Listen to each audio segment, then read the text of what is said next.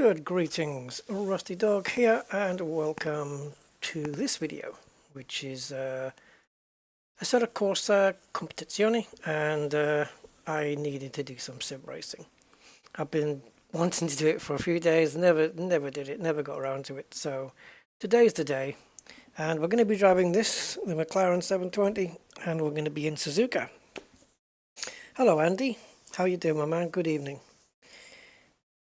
So basically, I haven't ran the preset setup, the new ones that I've been using. I haven't run it on this track before, so this will be my first time. So we're going to run a practice session so I can try out the car, see how it is compared to the others.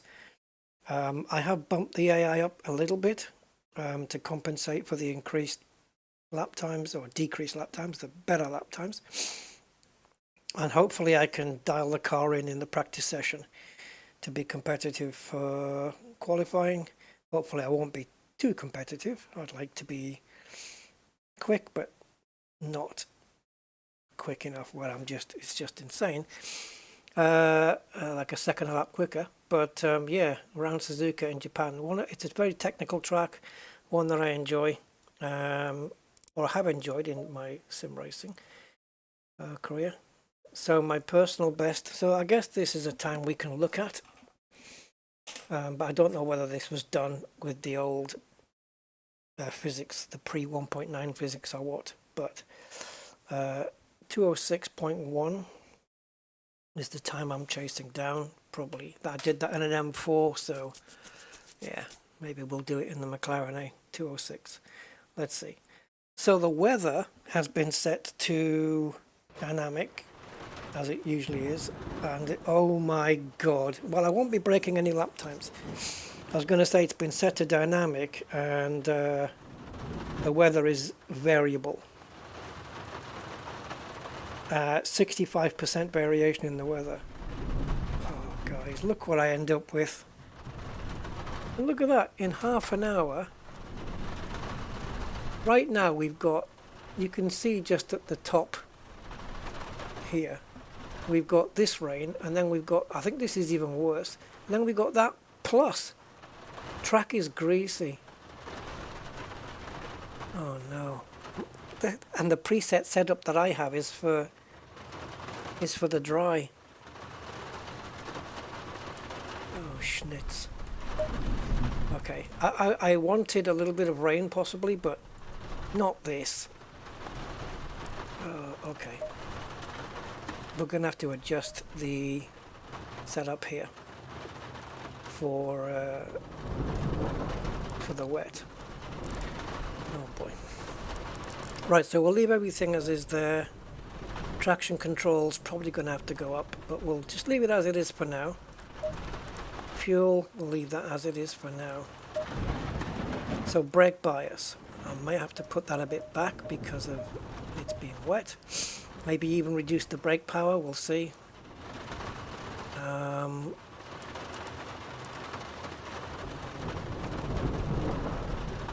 Oh, the brake mapping. Where's the brake mapping, guys? Here. So these are for qualifying, then you got your race brakes, and then I think 3 is for wet. So we'll use brakes 3, gives you better braking in the wet. I believe this is for your sprint race. This is more your endurance races, the ones that are going to be more than a couple of hours, something like that. And then you've got your wet. So we'll use those. Aero, I'm going to leave it as it is. I was going to drop the rear wing, but not in this weather. No sorry, you diggity. Right. When I put the electrics on, I don't know if the wiper's going to work automatically or if I have to do it manually. No idea. Well, I guess it's manual then. Yep. Now, where's my wiper button? Is it this one? That one? No. This one? That one? This one? There you go. Oh, yeah, jeez, what am I doing? I'm going to go out on dry tyres there.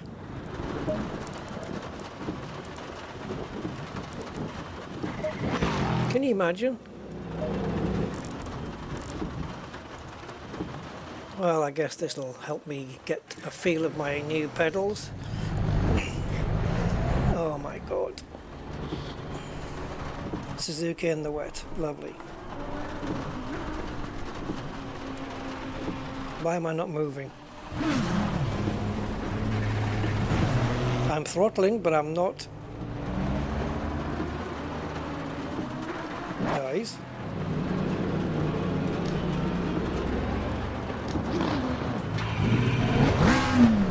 Okay, I guess we weren't. I guess I didn't have the ignition on.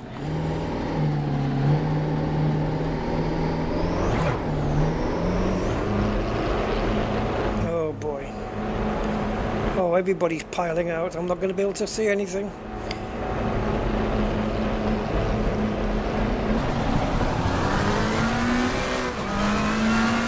I expect to be going off track. Plenty of time.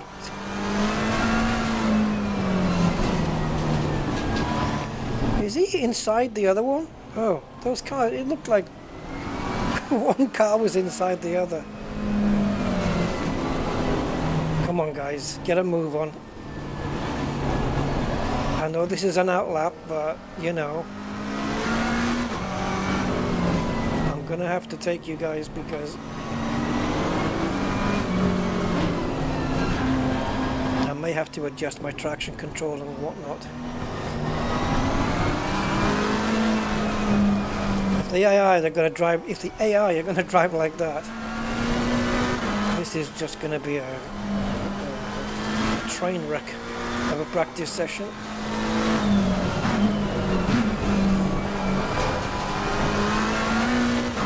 You can hear me blipping the throttle on the downshifts just to do some rev matching.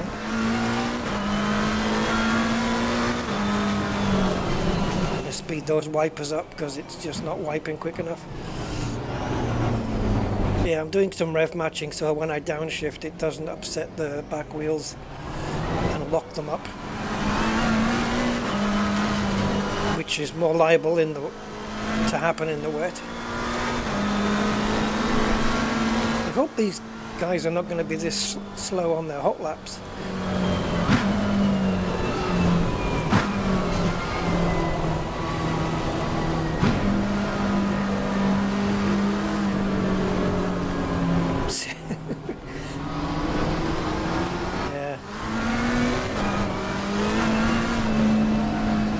Wow. Hey Will. Oh man, thank you. Thank you for becoming a member and welcome to the family, I guess. Oh dear. I just didn't see him. Yeah, hi Will. Nice of you to drop by and everything.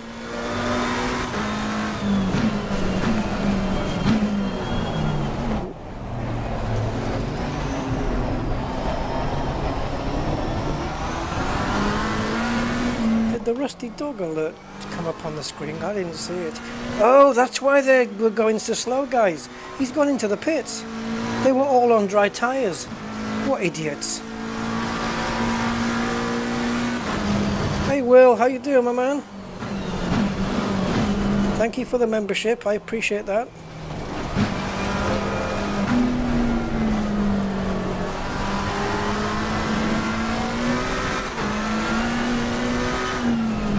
Yeah, they were on dry tyres. That's why they were going so slow. Why? Oh, I got nothing. I got nothing. Yeah.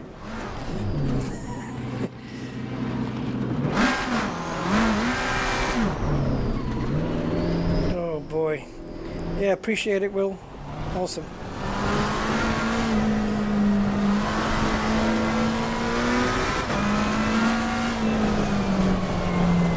Oh, this is gonna be. This is horrible because I think it's gonna be a wet session all the way through now, and it's gonna mean that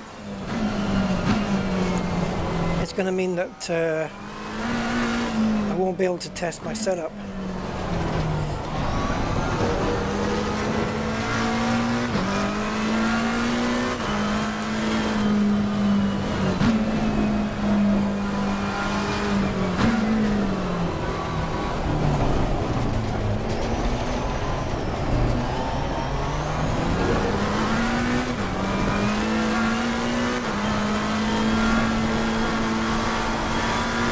traction control set to 4.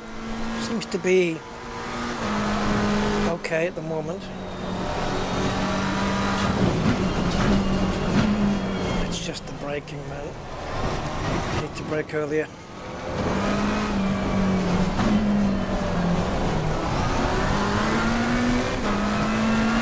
I don't think I'm even going to be able to get a legit lap time in. We're all going to be invalidated for track limits.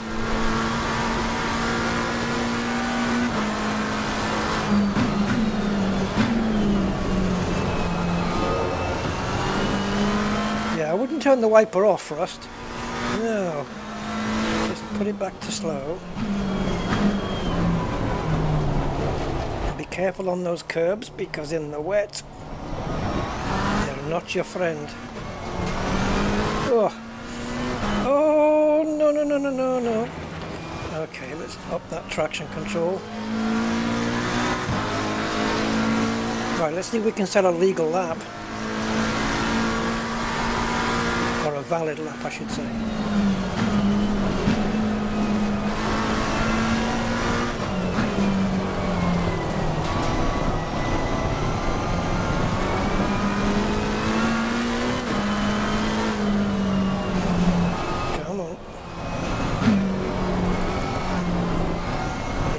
Does feel a little bit skatey.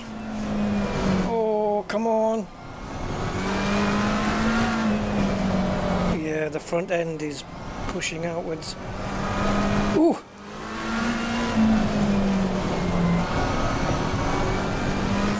It's ridiculous. I'm going so slow, but I feel like I'm giving like everything I can just to go quick and try and keep the car on the road. So I just watched a video of the new Rimac Nevera R. Yeah, they made a quicker one, which is nuts because the Rimac Nevera is already just it's a mental case in a metal shell basically, or a carbon fiber shell, and the Nevera R is just, well, the Nevera is like 1,900 and something horsepower, and the Nevera R is clocking in at 2,150 something horsepower. It's got less battery wattage, but just the same range and better power output, more efficient. And it's mental. And it'll do from 0 to 300 kilometers or 190 miles an hour in 8.5 seconds. I think that's pretty much the definition of insanity. Top speed 300, I can't remember now. Whatever 257 miles an hour is in kilometers.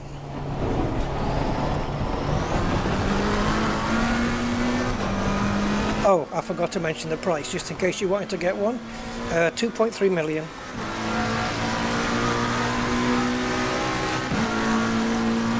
So we're second quickest.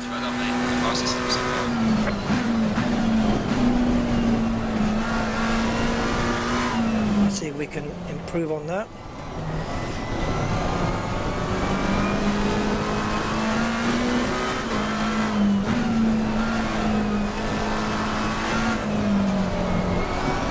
Just got to be, we don't have to be like super fast and crazy. It just has to be smooth. Pedal inputs, steering inputs, everything just smooth as possible. We're already a second quicker here on this lap.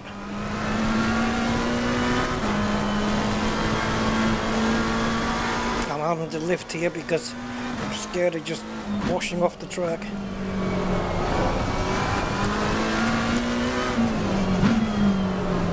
The rain's going to get worse before it gets better then, by the looks of the weather report, which is just above where the tyre widget is.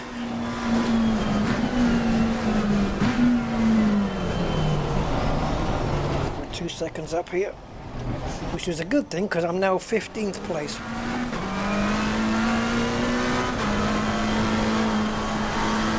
Which which is the game's way of telling me that my first lap was absolute crap.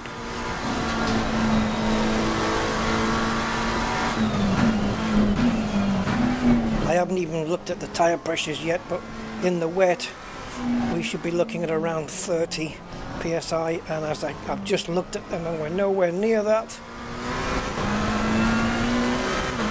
We're nowhere near that. Yeah. 2.7 seconds quicker now. Ooh, don't do that. Right, into 130R. Trying to do it without dying or going off. I've got a car behind me though. And he wants to take my place.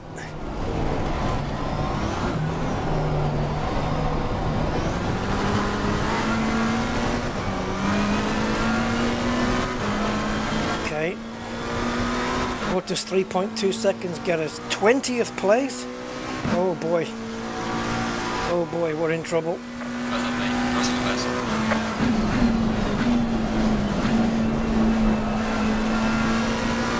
How much do I need to improve then to get fastest?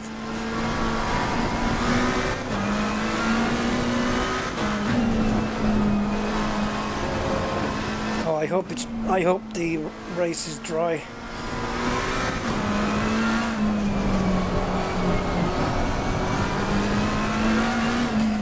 Yeah, so even though it's wet, I could still do with a bit better front end.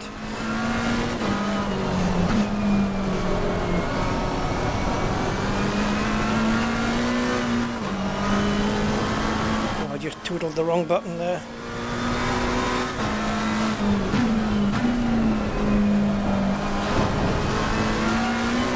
Oh wow, I'm half a second down. Why?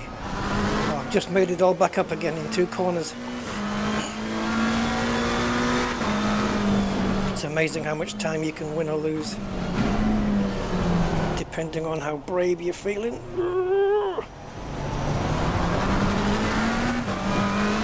I was 7/10 up and then I lost it all because I went wide.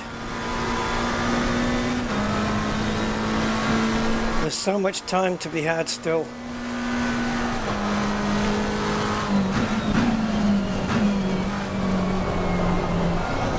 Yeah, we were 7/10 down and now we're a 1.5 up, so it just shows how variable this is.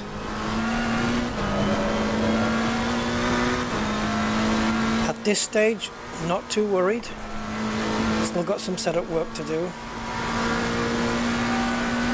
Can we be braver around here? Braking later. Oh, just about. We lost time though because I had to brake. Too much. Oh, I tried to trail brake off that and it wouldn't have it. Alright, let's pit. So, 2:23 is the top time and I'm 4.2 seconds back. Alright. Well, let's take a look at tire pressures. So we want to be another 3 psi on this, I would say. So 27.9. Right. And then this one 3.2, right?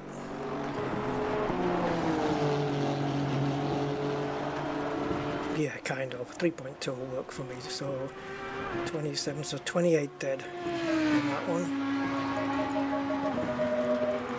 I wonder which car's best in the wet round here. McLaren certainly isn't. Okay, PSI, so let's get it to 29.9, so that would give us 3.5. So add that to that and we get 7.9, so yeah, 27.9. And here we're looking at currently 26.6, so we want to add 3.3 onto that, so that would make a 27.9 again. Okay, next thing, mechanical grip. Let's just shove the brake bias a little forward, not too much. And I need a bit more turn in the slower corners, perhaps. So I'm just going to drop the anti-roll bar at the front a little, and I'm going to be really daring and drop the rear wing by 1. And it's cold, so I don't know what the temperature is, 22 track temperature. So right, the fronts get hotter than the thing, so let's do 3 and 2 on this, see if we can get away with that without the brakes overheating.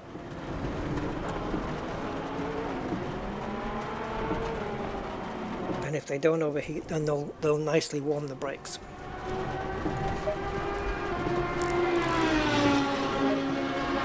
Alright, how difficult is the game using keyboard and mouse? Ooh, do you know I haven't tried? Yeah, it'd be difficult. I know there's sim racers that can do pretty good lap times with an Xbox controller, but keyboard and mouse, it would be keyboard only, obviously, for the car controls. I'm not sure, to be honest. I don't know. You wouldn't be posting any amazing lap times with it, but it depends how they've programmed the game to work with digital inputs. Never actually tried it, but I would definitely say that it would be more difficult than using a wheel. In terms of difficulty, I would say keyboard probably the most difficult, and then the next easiest would be the game controller, and then the next would be the wheel and the pedals. So yeah, maybe just to get a cheap Xbox wired game controller. I don't particularly like the wireless ones because, you know, constantly changing batteries and whatnot. So I'd just use a wired one for stuff like that. But yeah, I would imagine it'd be quite... Ooh, what the hell was that? I just got some force feedback through my wheel there, which was a wee bit bizarre. Oh, my traction's back on before.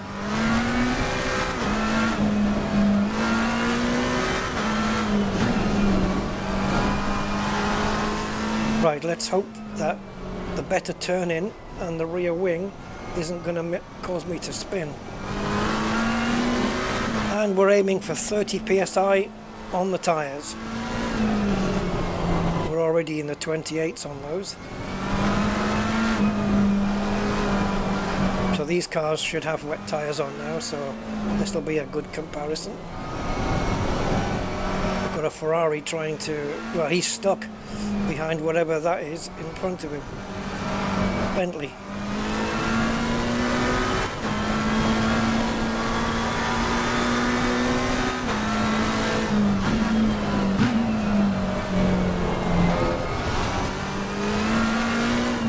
Yeah, game controller, yeah. I know there's some, what you would call, I don't know, elite sim racer that races in the leagues with a game controller. I guess it's what you become used to, right? But if you can race at the top level with a game controller, then it must be doable.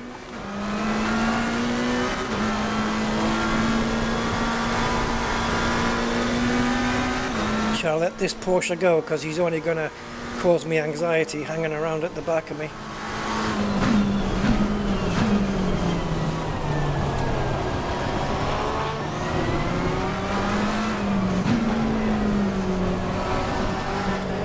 Just let him go, and maybe I've got a clear track behind.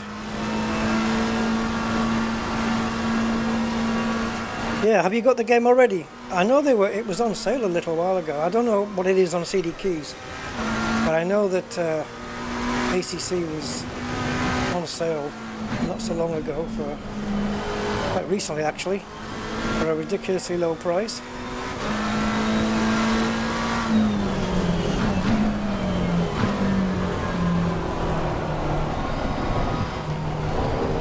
I haven't driven Suzuka for quite a while. And I don't know why, because it's a track I really like. I've always liked it when I'm, you know, doing Formula One sim racing. It's one of my favourite tracks of the year in Formula One.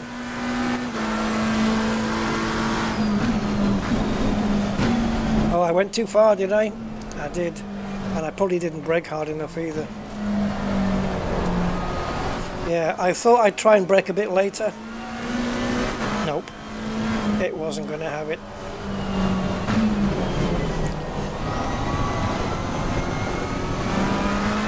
Oh, did I? Cool.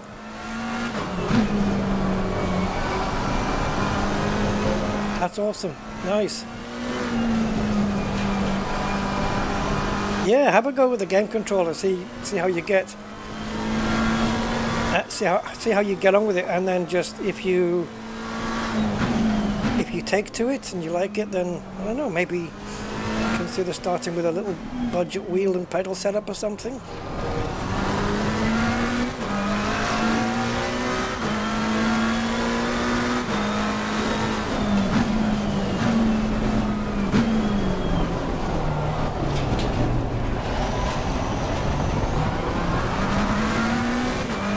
See, I'm up on my time, but the lap's not valid, so it's not going to count. Tyre pressure's looking good.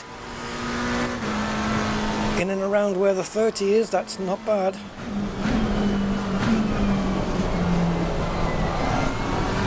Look at me, man, I'm 3 seconds faster here. What was I, 4 seconds off the fastest time? Well, I've got a feeling that 4 seconds is a little bit bigger now. I'm probably 6 seconds off the fastest time. But you can see we've got the time in the car, it's just... Oh dear, are we going to make it? Wow, it's surprising how much speed you can carry through there in the wet.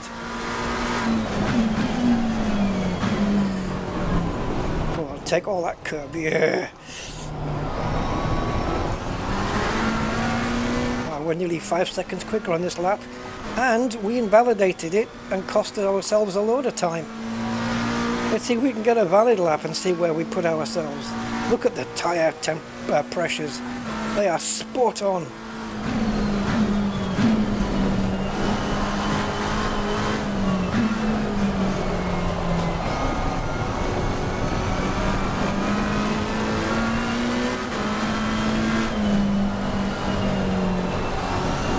I'm going to try and be a little bit brave on this lap. Oh, not too brave though, Rusty, don't get greedy. Smooth is what counts, man. Smooth, smooth, smooth. Come on, straighten it out, straighten it out.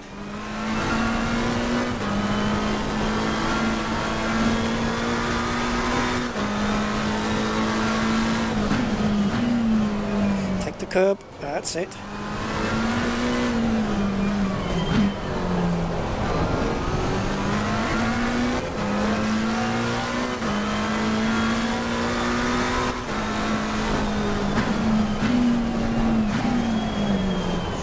Came off the brakes there and then went back on them again. I shouldn't have done that because it's caused me to go wide. I think we lost a bit of time there.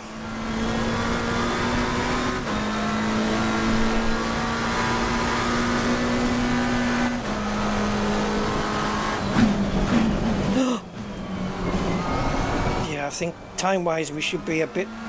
The delta is only 4 seconds. I think we should be a bit more...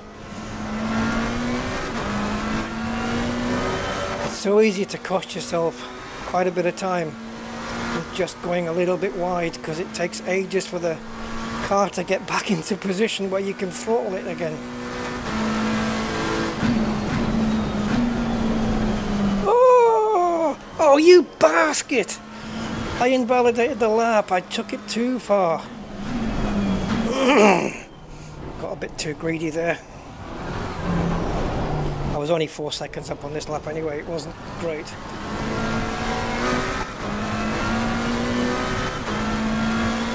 Right, let's try again.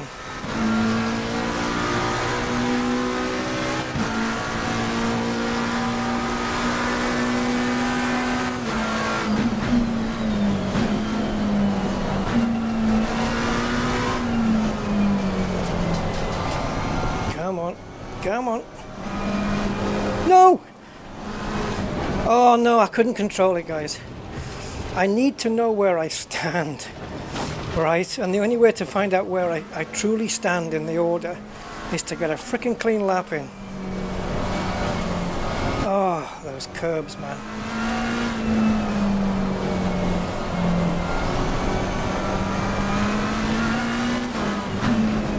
In 10 minutes the rain's going to ease off a little, but it's not going to make any difference. The track's still going to, I mean, even if the rain stops now, we've got half an hour in the session, even if the rain stops now, it's going to take that half an hour for the track to start drying out.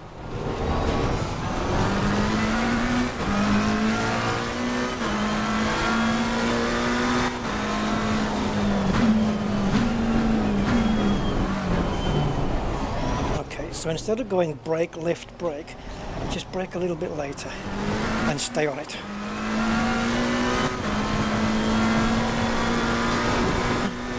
Leave those concretey bits alone.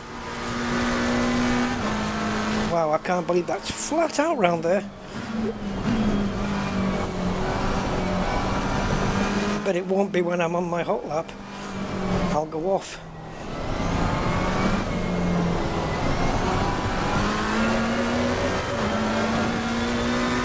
I'm gonna be so careful on the curbs.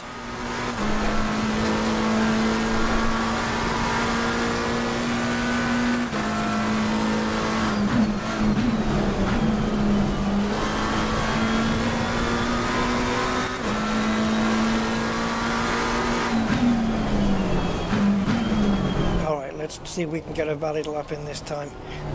Round the chicane.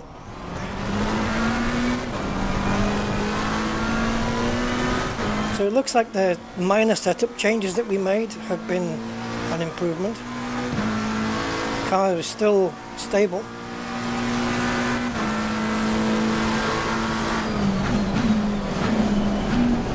Don't send me off. Oh, I think I was on the limit there.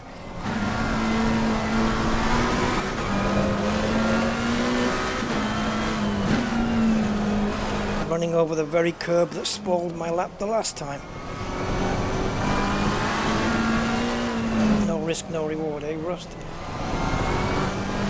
That was a very bad corner. We lost all the time we gained.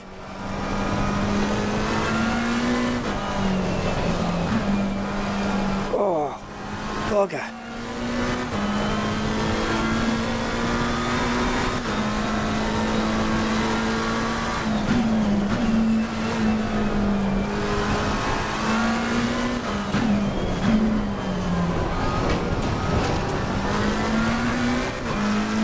We're only 1.6 seconds up. That's pretty bad, considering on previous laps we've been 3 to 4 seconds up at this point.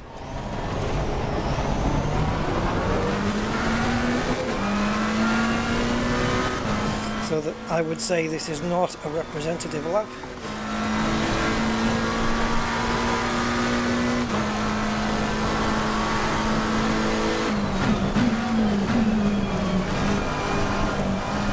To the outside. Sometimes I have to downshift for mechanical braking just to get that car to turn a bit more.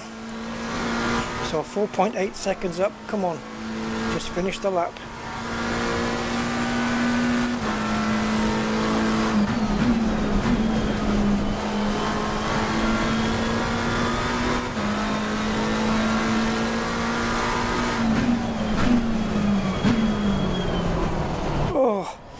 Almost missed that turn in.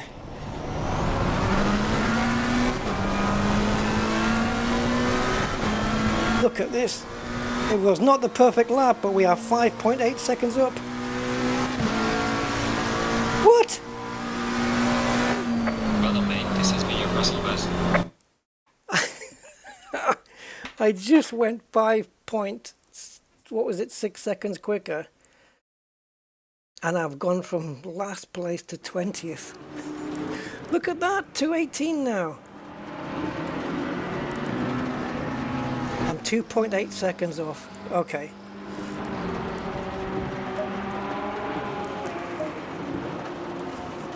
I think I'm not going to do any more practice, but I'm just wondering whether I dare.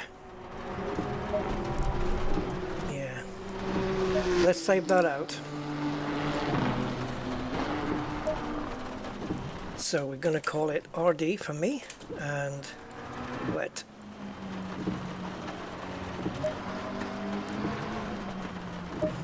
So fuel calculations here are just forget it, because it's going to use up the fuel per lap is going to be different in the wet as well, so forget that. Please give us a dry qualifying session. I'm sure I can do fairly well. Yeah, I'm going to end up last. Oh, what's this guy doing? 7 seconds off. Wow. This guy's not having a good time of it.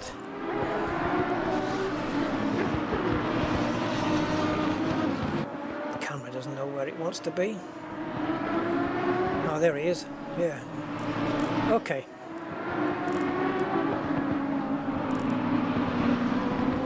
I don't think we can time accelerate here, so let's just skip. Go to the next one. Oh boy, oh boy. Oh, come on. The track is flooded.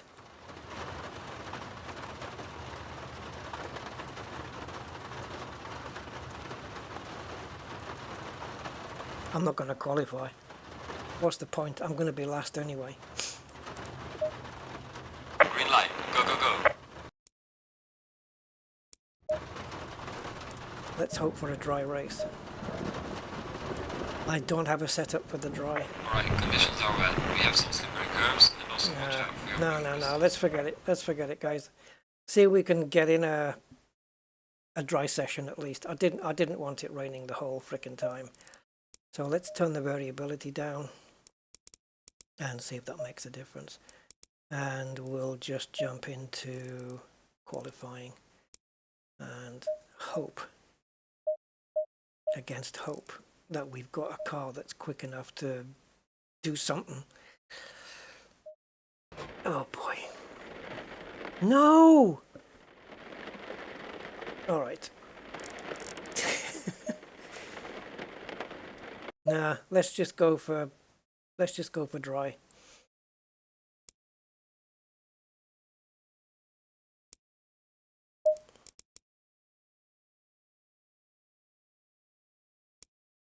Let's disable the random weather and we'll just go for cloudy. You do get rain in Suzuka. I've seen many Japanese Grand Prix that were in the wet. But I guess no more or no less than, say, British Grand Prix, really. All right. Oh, we're straight into quali, eh? Lovely. Okay, well, this wet preset's not going to do us any good whatsoever. So, I don't know where we are on tire pressures. Happy to stick with that. Fuel per lap, as you can see, it's a bit more. But if we do 3 or 4 laps, we'll be able to find out. Brake sets are fine, tire set is fine, fuel load is fine for quali.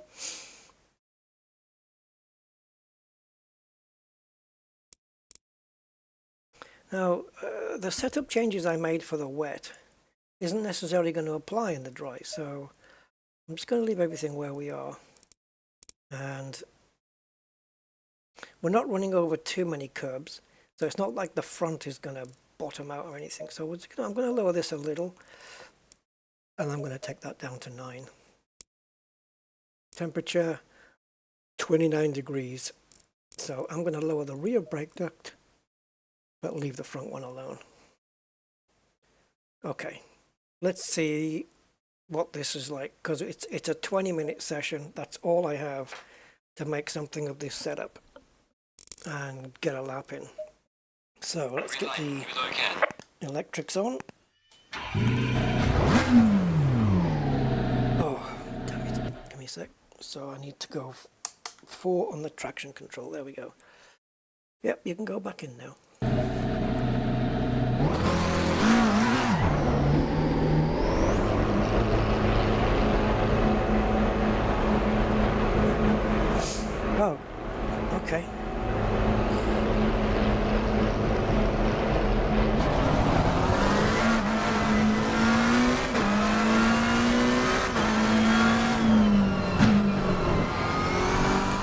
Let's see how she feels.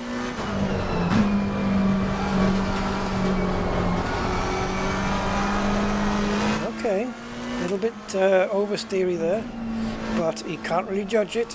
Cold tires and all that stuff. So let's just see what she's like when she's warmed up. Oh, she is. Oh, she's twitchy. Okay, that's my rear wing setting that I changed. It might be too much. Yeah, I felt the rear end just breaking loose there. But let's get the tires warm up and see where she is.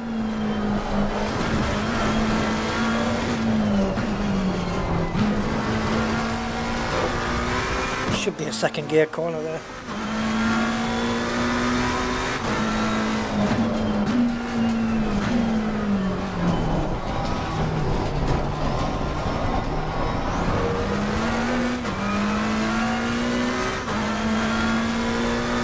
So for me, this is pretty much a practice and quali session rolled into one.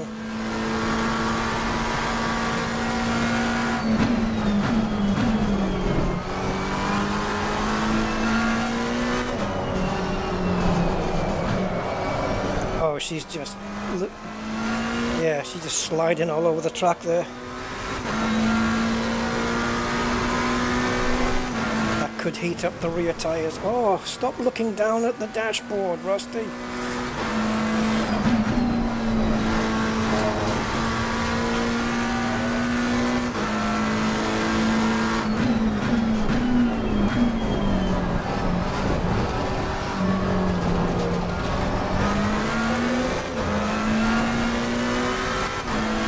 Right, let's see how she rotates in the first sector here.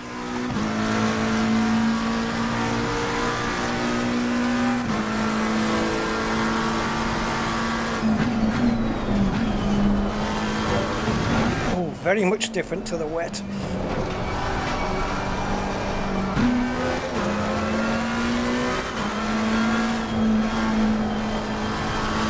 Yeah, we need to add some rear wing. This is a little bit, it's a little bit too slidey on the back.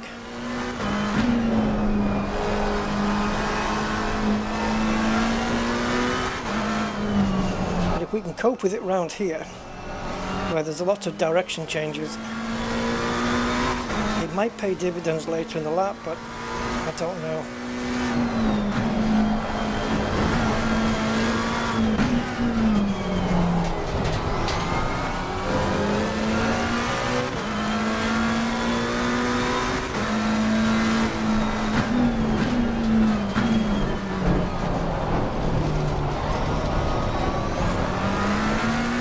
That was a nice exit. Now entering a corner called Spoon, coming into it. Now, it's called Spoon because it looks like one when you look at it on the map.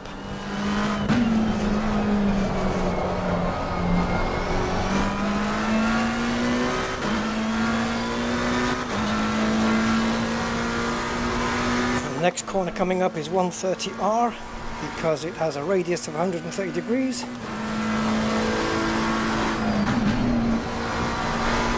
Oh, I could have stayed on the power a bit more there, I think. Carried more speed.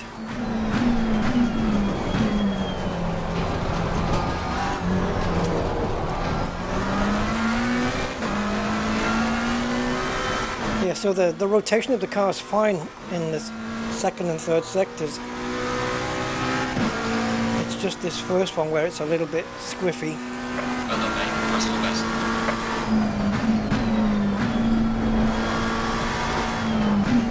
Arguably, I think I just braked way too early there, but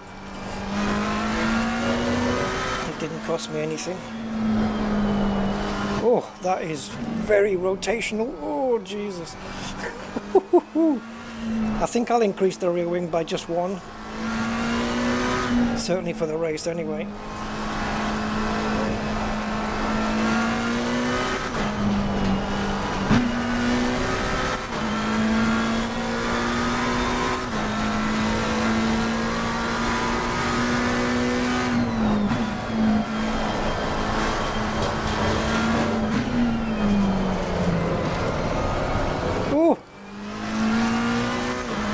cost me.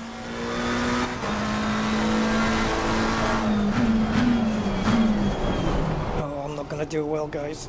I'm already 7th, and I'm not improving.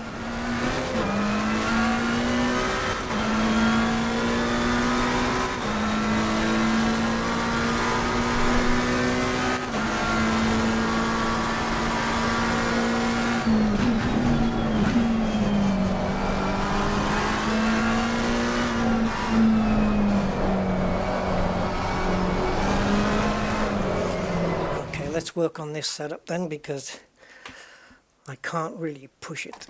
Ouch! Yeah, don't lean forward onto the wheel when you're coming into the garage, because it turns the wheel and it hurts. Right, let's have a look. So, aero. Let's pop that up there. Mechanical, I'm going to drop this front down, just that one.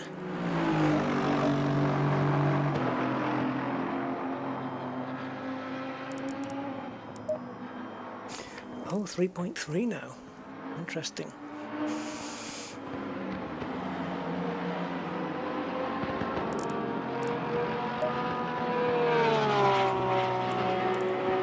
If we can get away with TC3. Anyway, tyres. We need to drop one there. We need to increase there. Okay, so the tyre pressures weren't too far off.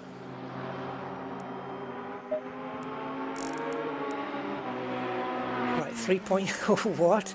I only increased the AI by like 3%. Well, I won't be winning any races today, guys. I probably won't even be in the top 10, perhaps. But we'll have fun on the way, I'm sure.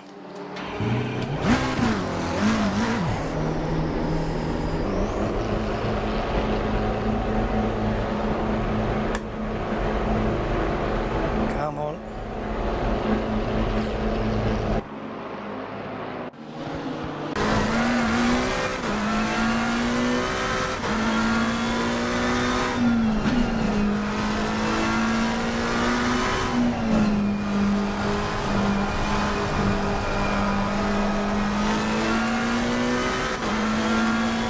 Actually, the aero that I just changed.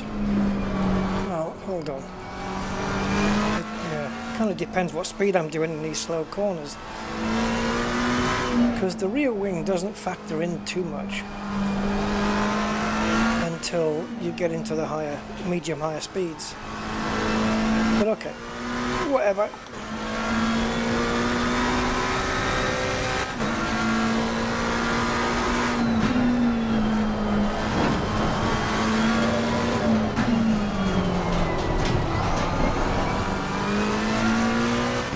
To brake about a metre or two earlier there.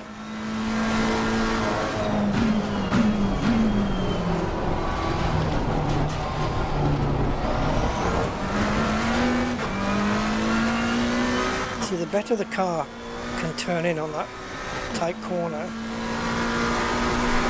the less wide I'll be going on the outside.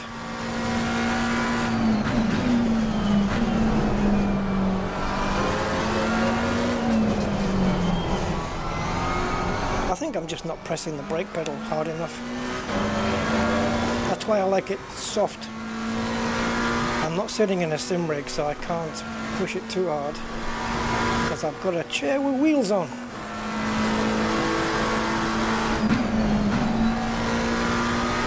Oh, we could have kept it in 5th. Yep, noted.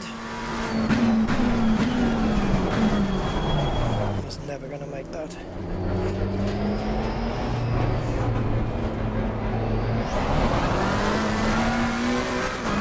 Well, that blue flag is just going to have to be ignored because I'm about to start my hot lap. It'll go away now anyway.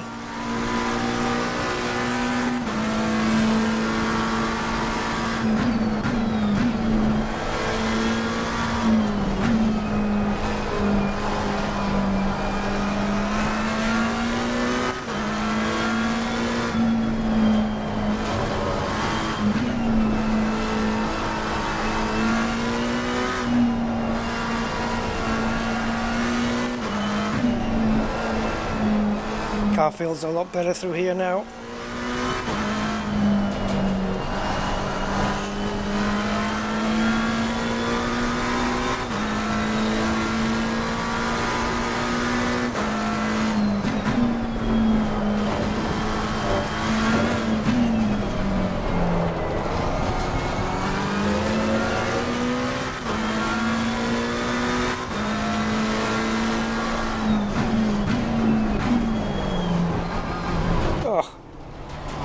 Mistake there.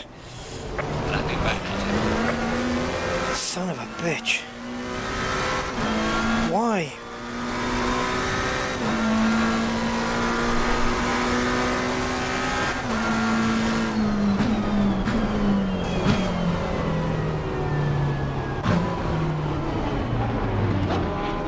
Why are these cars choosing to hang around behind me?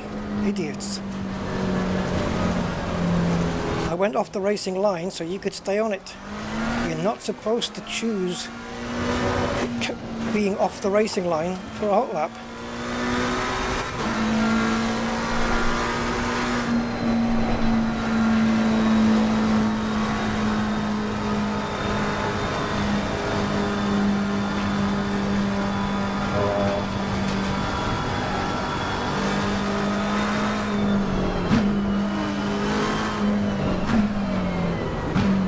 Hold me up, Audi.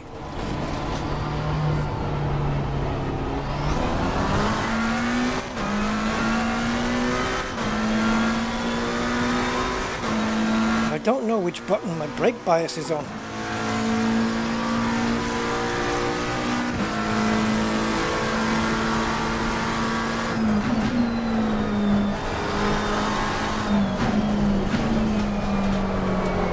Oh, I've gone wide.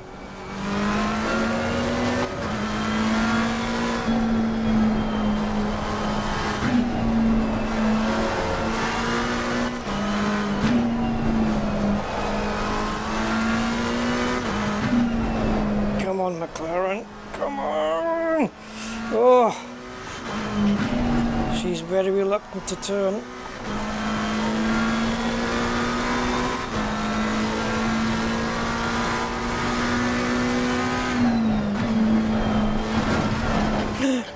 Oh, I thought she was going to jump off the track.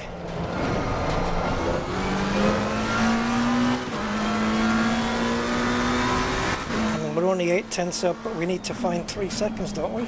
Something like that.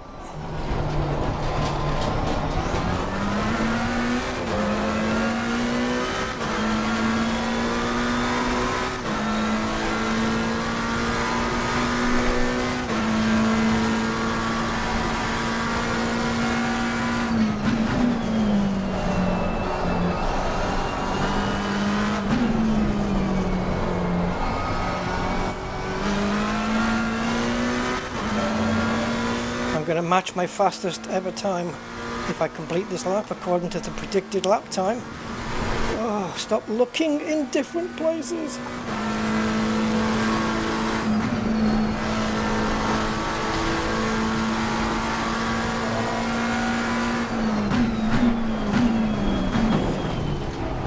Son of a bitch. You're on the right. I knew you'd get in the way. I was going to do my fastest ever lap on this track.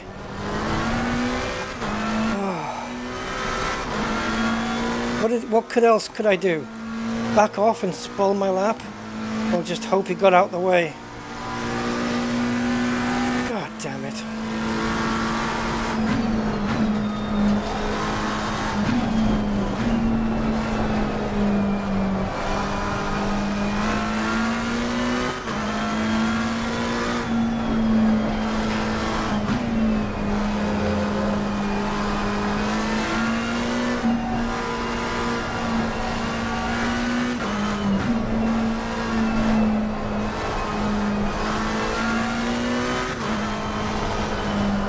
No.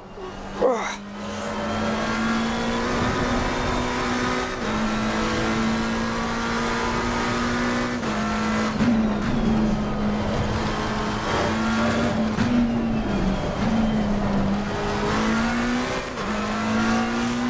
First gear saved me from going off there.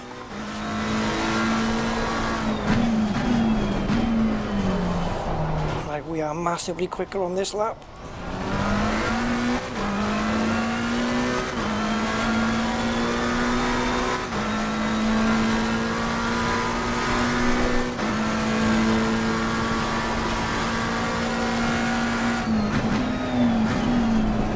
Braking early because I'm nervous and I don't want to spoil a lap.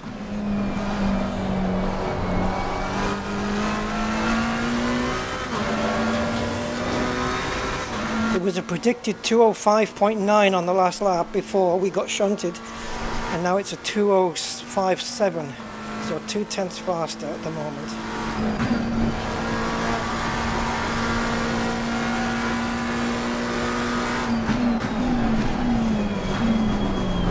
Oh, I only just made that.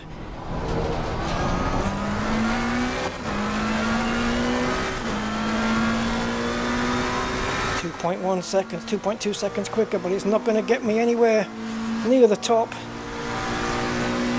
15th.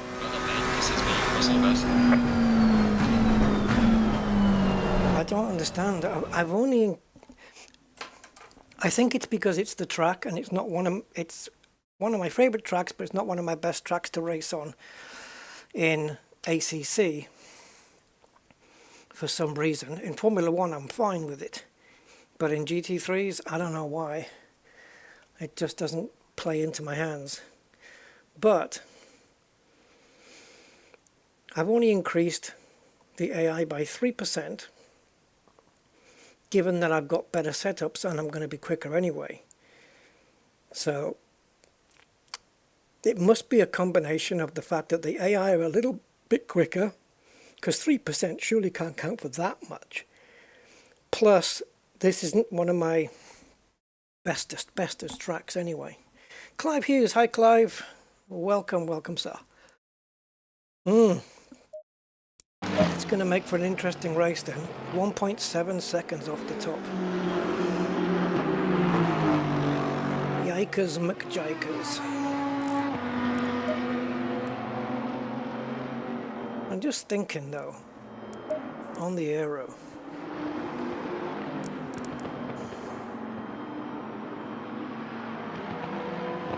Am I running too high here? See, this is going to put more downforce onto the rear of the car at high speed, which is good and bad. The bad is you get drag and it slows you down. The good is that it pushes the rear end down, therefore giving you better rear end grip. But if you get rid of a little bit of the drag, you can get that grip back in aero by increasing the rear wing, right? Unless I can live with this.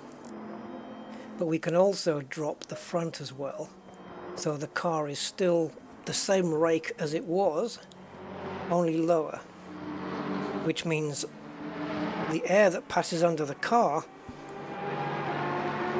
well, when it gets under there, it's going to have to move faster because there's less space, and that's going to suck the car down onto the ground because the pressure underneath is going to be less than the pressure above. Yeah, man. Carlos Gambino, hi. Yeah, it is. It's a tough track. It's very technical, especially the first sector. You know, the S's, and also it's easy to just mess up in a corner because there's so many places where the lap can go wrong. I don't know if I can find. I don't know if I can find that kind of time. 1.7 seconds. Can I find a bit of time? Yeah, sure. 100%. I wasn't being able to hear the bleeps there. Now, traction. I'm gonna turn my button down to 3, and I'm gonna set this to 3 and see if we can live with that. I might have made a little bit more of a slippier car, but we'll see how it is. The preload, oh, do I really want to push that down? If I do too much, No, don't make too many changes. That's bad news. Oh, we can't. We're screwed. We've only got... We're screwed, guys. We're screwed. We've got 10 seconds left. So I'm stuck with where I am. So 3.2, let's call it. But when you do the race, you're going to put more fuel in, so the car's going to be heavier, so the litres per lap is going to be slightly more at the beginning of the race. So let's go to load save, and we'll just have to save what we have. Even with those recent changes I just made,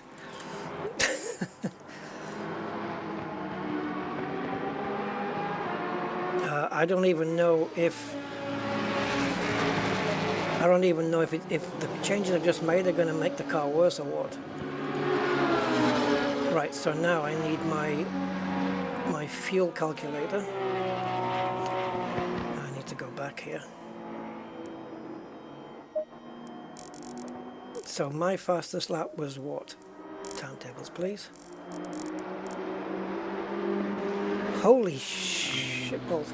Yeah, 2050 I set, guys. My fastest ever lap on this track before was a 206.1. So I've just gone 1.1 seconds quicker than I've ever done, and I'm in 15th place. I did set the fastest last sector, which tells me that maybe I need to add a bit more downforce on the car. Because look, 41.1 in sector 1, I'm doing a 42.2. And then I'm down 0.8 in this middle. So the first two sectors have got all the turns in them, and I've just taken off downforce. I need to add it, because arguably I might be too quicker here, too quick. I'm 0.2 faster than this dude. So that tells me the car is quick in the faster parts of the track, because the last sector is just all about speed. Which means if I add some downforce to the car, I'm going to lose time here a little, but I might gain in these two. Right. Okay, now in terms of, we're not going to be clocking these times in the race. It's probably going to be, I don't know, 208s, 210s maybe, so let's go for a 208. So fuel per lap, it was 3.2, wasn't it? I'm going to put it down as 3.5 or something. Right, event. Well, the race is only 30 minutes anyway. Average lap time is, I'm going to put it to 2 minutes and 8 seconds.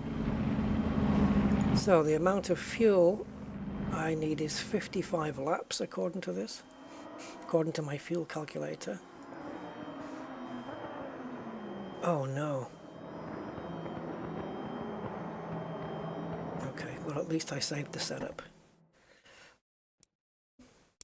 So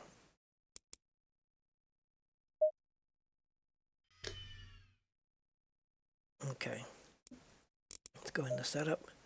Let's load the one that we just saved, which was this one. And then we need higher tire pressures for the race, so these are set to try and get a 26.3. We want to add about another 5 on this.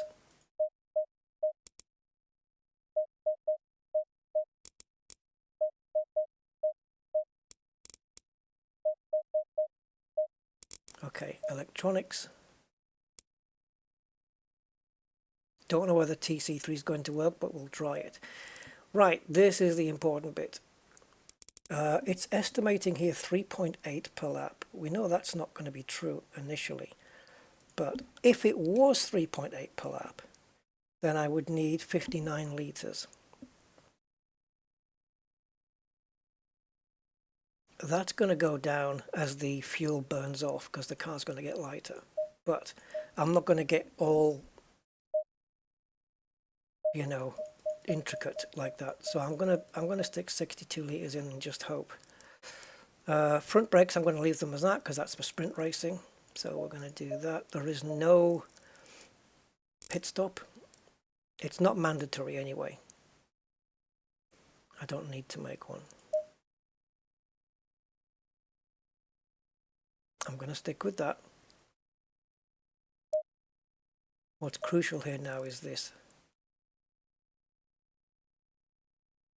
So we've got we've got maximum splitter. See, the thing is, we are slow in first and second sectors. But it's not because the rear of the car is letting go. It's not. It's actually quite stable.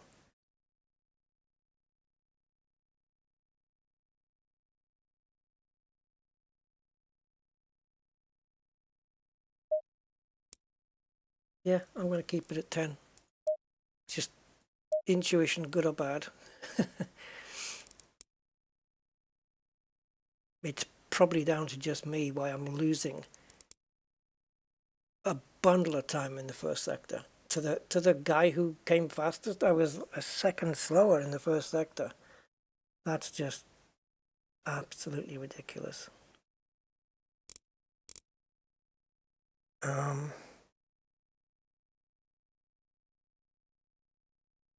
I wouldn't mind adding a bit of range to the rear as well, because there's a curb that we hit there's a double right-hander that we hit before we go under the bridge, and if I take too much curb, the rear end bounces up in the air a lot.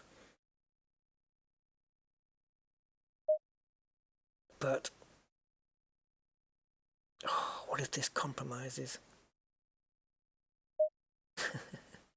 I don't want to compromise anywhere else. I'm not going to do very well in this race. But okay, should we just run with this and see what happens? Right, I think 62 laps is going to be enough. It better be. So let's just save this out as Rusty Dog and race 30-minute race basically. Okay, go.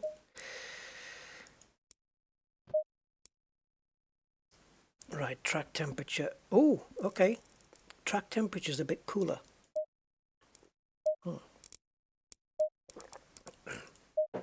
Let's run the brake ducts a bit down and hope we don't overheat them. I'm relying on that cool temperature. It's not going to crank up or anything. All right. Guys, I'm in 15th. My goal is going to be top 10, but don't hold me to that. Don't hold me to that.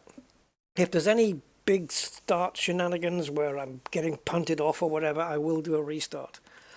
Just so you know.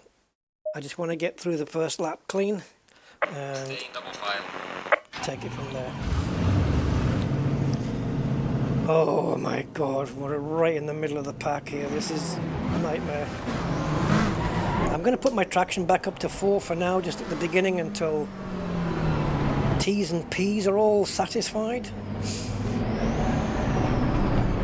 Yeah, so once the temperatures and the pressures are all good, I'll knock it down to 3, I think. Just trying to work out where my maximum brake pedal is on these Club Sports, which is there. It's there. I've got to get muscle memory of where maximum braking is. I'm still learning these pedals. They're the version 3s of the ones I had previous, but the feeling on the brake pedal is different.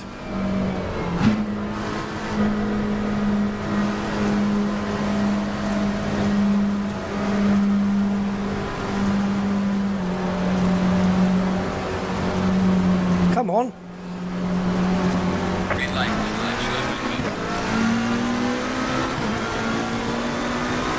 The more places I can make up here, the better. Oh, you little swine. Car on the left. Clear on the left. That's a nice looking Mercedes livery.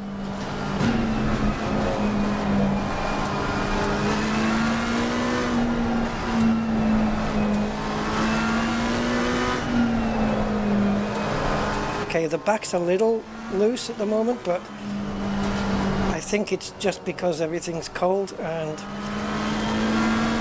once it warms up it should just even out and be nice. Right, this is that bouncy curb. If I take too much, the rear end's up and down like a jackhammer. Look, I'm losing time already, look.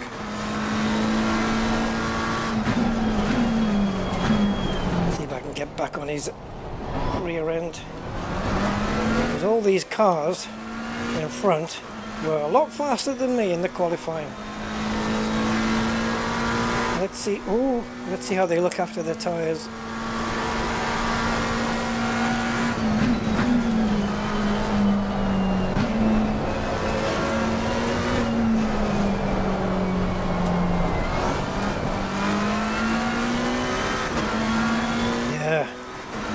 Good.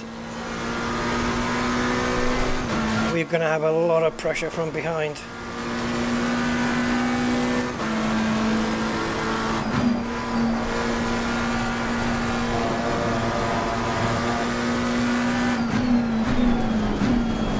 Oh my god, that was completely my fault. Clear on the right. Oh, I just braked way too late. Should I restart? Yeah. Because the only reason I'm restarting is if I was able to rejoin and be like mid-pack, that'll be fine. But by the time I get back on the track, I'm going to be in last place and blah, blah, blah, blah, blah, right? So I don't want to do that race. So we'll go again, like we did last summer.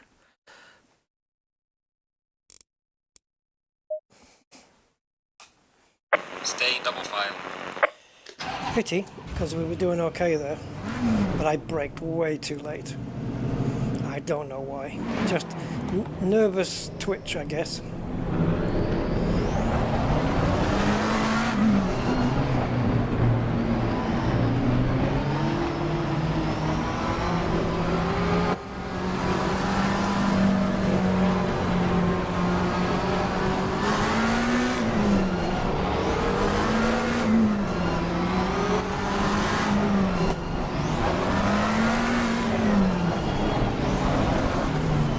Brakes warmed up.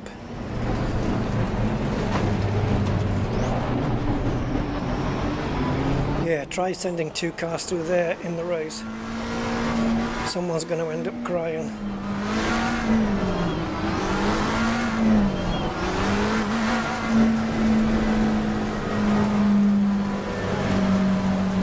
I'm guessing he's going to jink to the left again, so I'm going to go on the outside or inside. Didn't get a good start. Car on the left. Clear on the left. I wasn't going to go into that gap. I would have got punted. Clear on the left.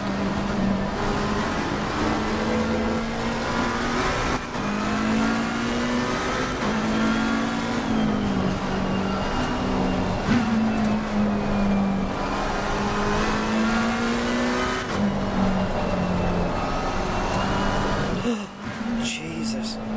The rear end is a little bit, you know, loose.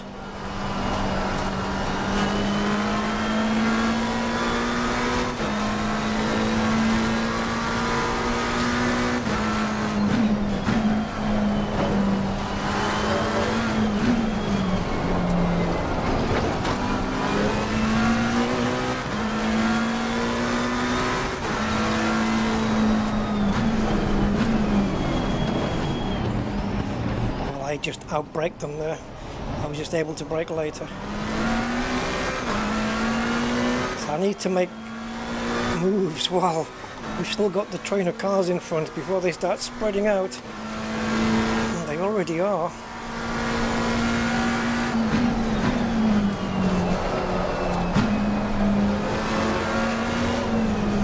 I lost time there because I moved to the middle of the track.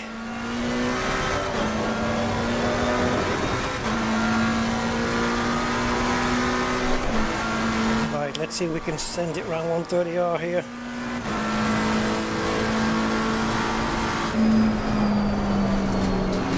Oh yeah, we can.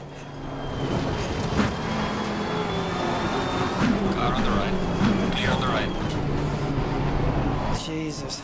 I went so fast round there that I ended up going into the back of that frickin' Bentley. I didn't even downshift, I just coasted through it.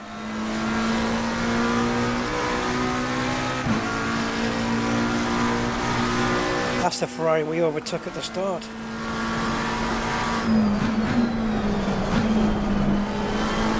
Car on the left. Clear on the left. Car on the left. Clear on the left. Dude, I'm blaming the blue car for that one. I thought he was going to just stick to my left hand side even though there was not going to be a gap there anymore.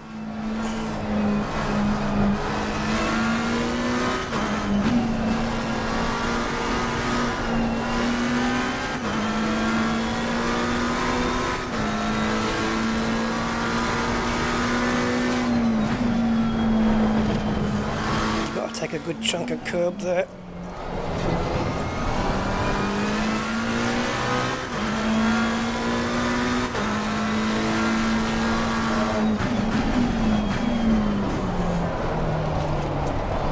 Come on, turn. Atta girl.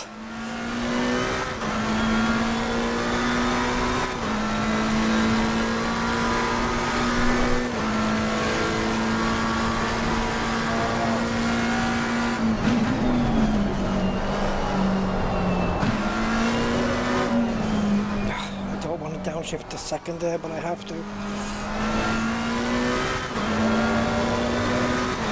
So the gap to the car in front is 2 seconds. What's it going to be after this corner?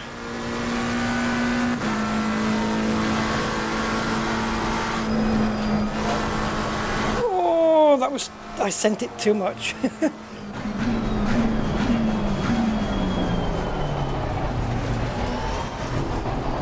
Yeah, the amount of speed I carried there. I got it down to 1.5 seconds and now it's back up to 2.2.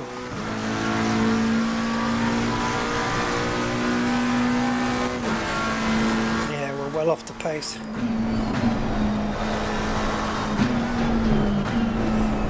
In fact, the pace of the front runners is too much for me.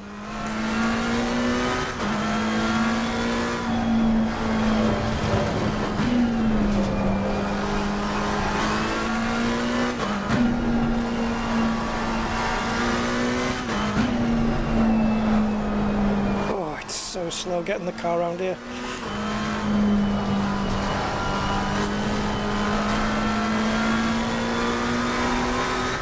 We still gained 2/10 on him.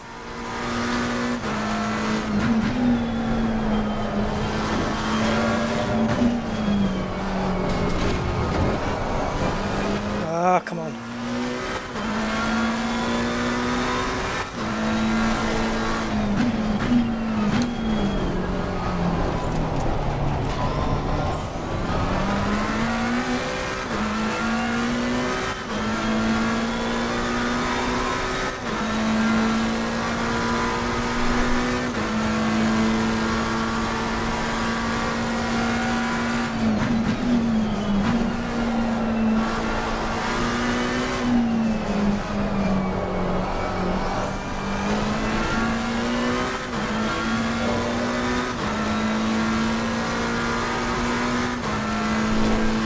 Let's see if we can get around 130R legally this time. No downshift, just coasting. But get on the power later. There you go, lovely.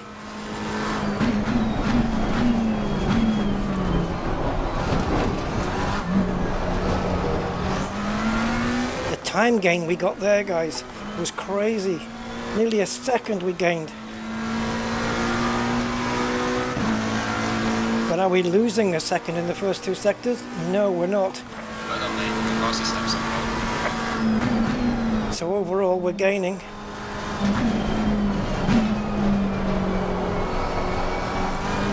But I have to do 130R quickly. Otherwise, yeah, never mind.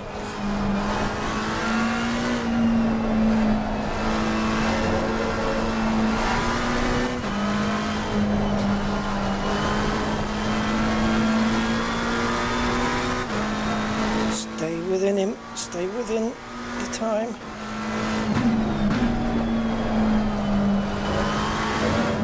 You do not want to be going off on the left there. That's not good.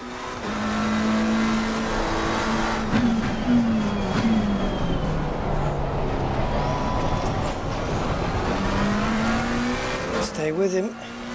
1.2 seconds. If you can stay with him by the time you get to 130R, you might be on him.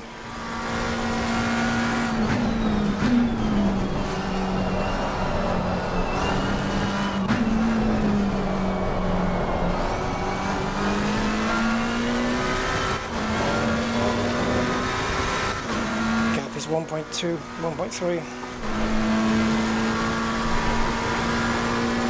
Here we go. Oh no! It doesn't count if you hit the grass, Rusty.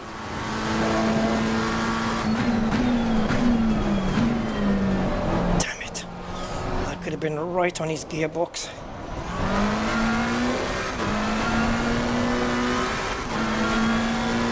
So we're 3/10 down now. Instead of...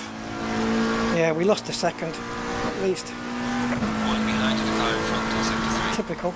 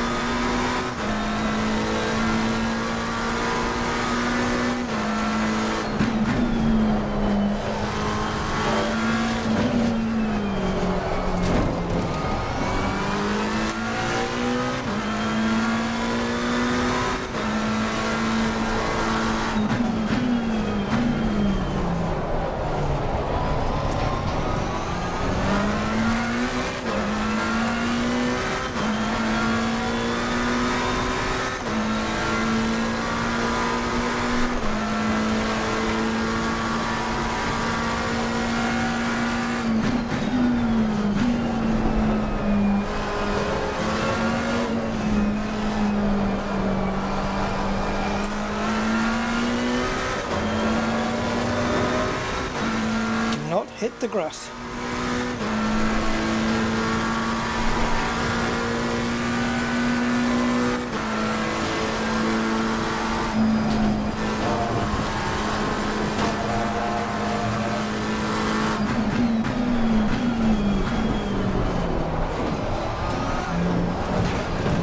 Ah, too much curb. God damn it. This is about all I can do, I think. Guys in front of me are setting...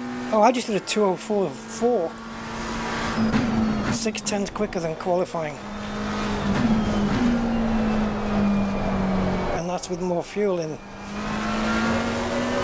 So I am matching the times of the guys in front.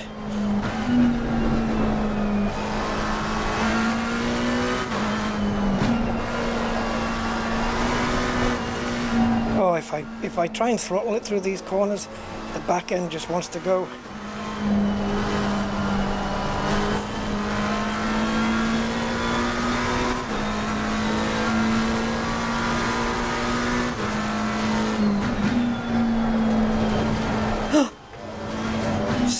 It's so knife edge, you know. The difference between taking that corner well and bad is a knife edge.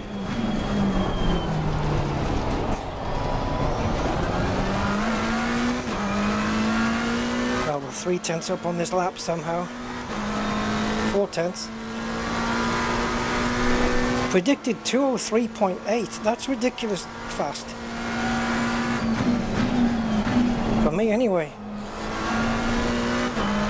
I don't think I'll end up with that time, but considering my fastest before was a 2:06.1, It's now predicting a 2040.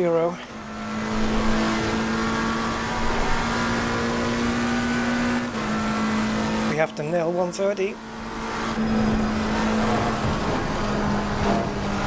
Oh, that won't count. No matter what time I do, it won't count as a valid lap. I was just outside the curbs there, the track limits. The lap time will still be there though. 2041, 2 seconds faster than what I've done before. So these setups are working. It's everything I've got just to stay with this guy.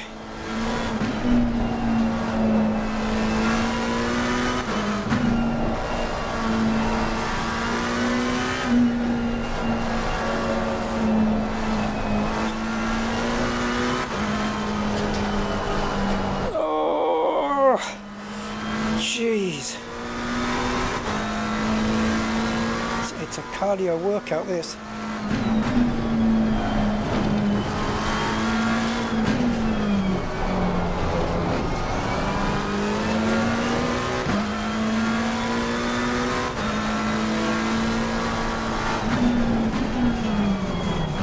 It wouldn't downshift to 1. Couldn't get it downshifted to first. That cost me a second, man. Bugger.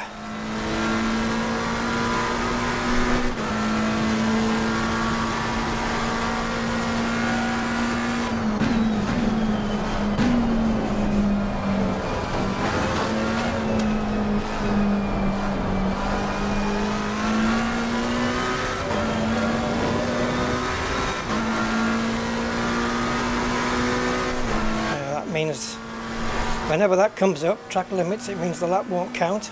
I suspect that 90% of these laps are not going to count. They're going to be invalid, but don't care.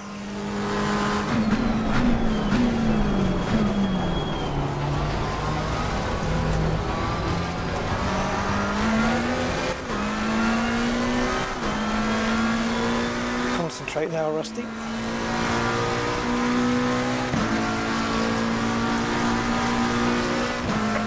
To the car in front in sector 2.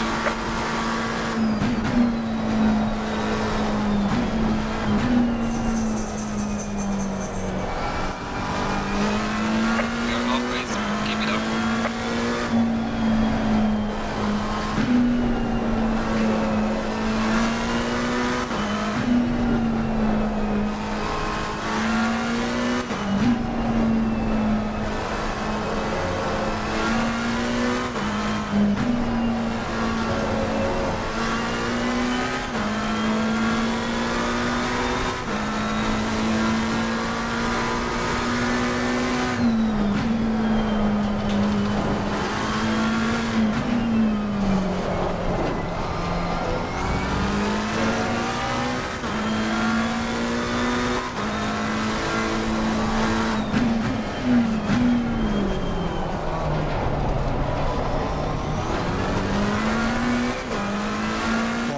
Falling away now. 2 seconds to gap. I was 0.3 at this point of the lap last time around.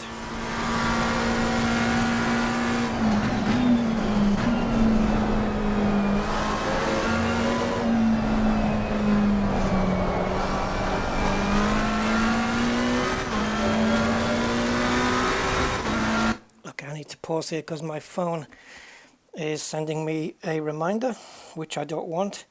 So I'm just going to silence my phone because otherwise it'll give me anxiety every time it goes off.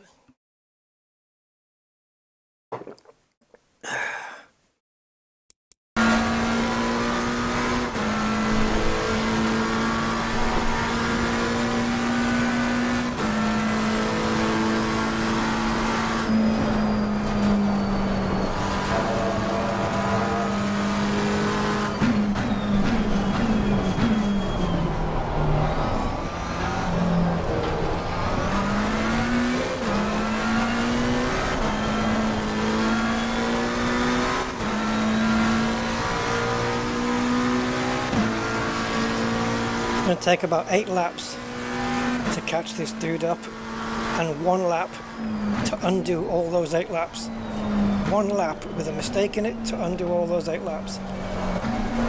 Welcome to the world of motor racing.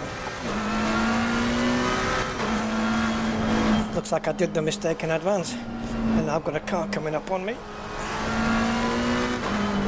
So either I'm dropping off or the AI are just not getting tired. Where did that fucking Bentley come from? Yeah, I'm 1.5 seconds down on this lap.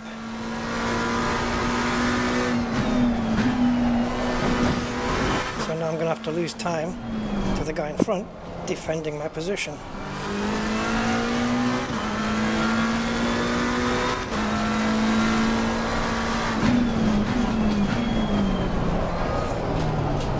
Of course he's taking a dive up the fucking inside.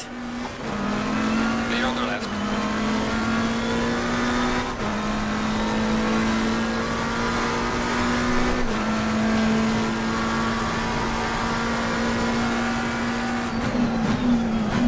This is when the first 20 minutes of a race is, I wouldn't say enjoyable, but it's okay, and then it all turns to mush.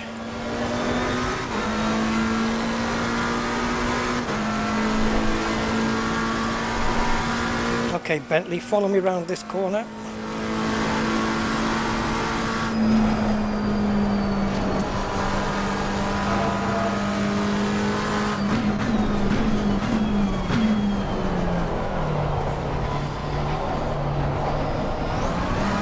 There you go, I'll let you catch up on the chicane by fucking it. Never mind. Everybody's left? Has everybody gone? Is it because I said the sweary word? Surely not.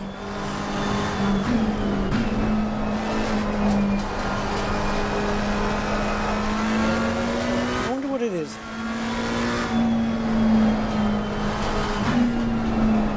Was it something I said?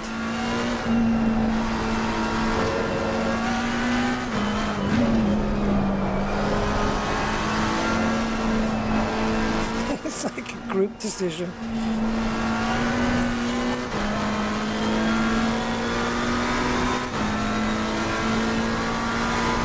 Holy shit, man. The guy in front is 6 seconds in front. We were, 2 laps ago, we were 0.3 behind him. Now he's 6.5 seconds up the road.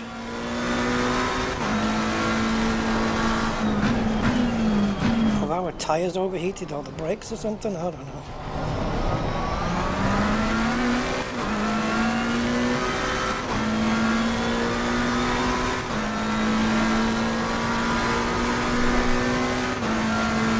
We got way too much fuel in the car as well. Oh, the car's just not braking, that's what it is. I think the brakes, I think the ducting on the brakes, they're overheating a little, it's just not braking.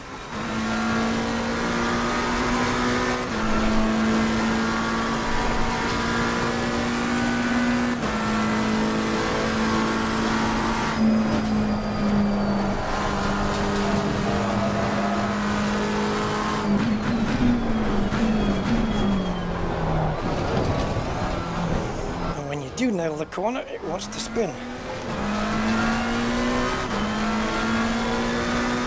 So this is where we're going to finish then, 9th.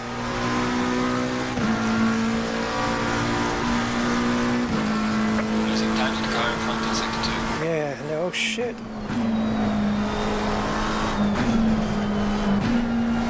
Yeah, this car's just hasn't got it anymore. I can't get into the corners.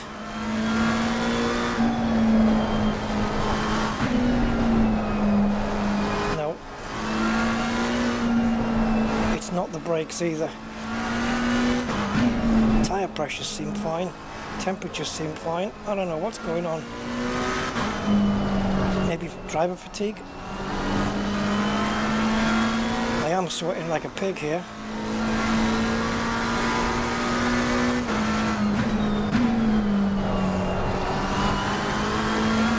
amount of time I'm losing on my laps is just crazy. Wait till you see it on the lap chart at the end. You'll just see a significant drop off.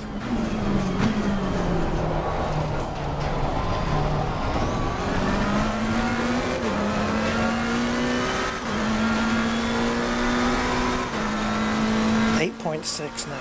Wow, that's fucking crazy.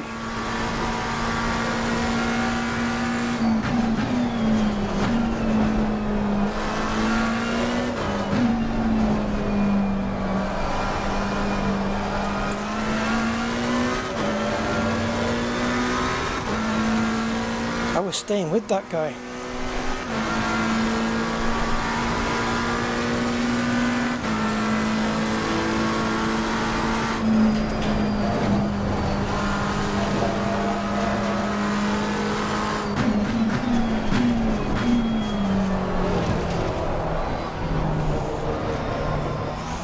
Making it through there, are we?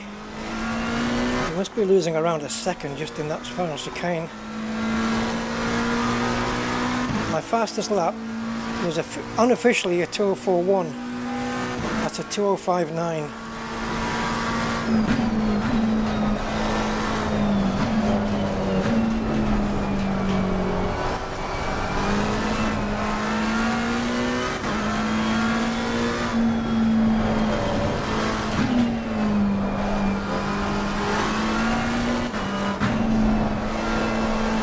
McLaren is not noted for its brakes, and I know because I was on a live stream the other day where it was being discussed, and what they must have meant was that its braking gets lost during a race, because at the start it was fine. But yeah, it's just going wide everywhere.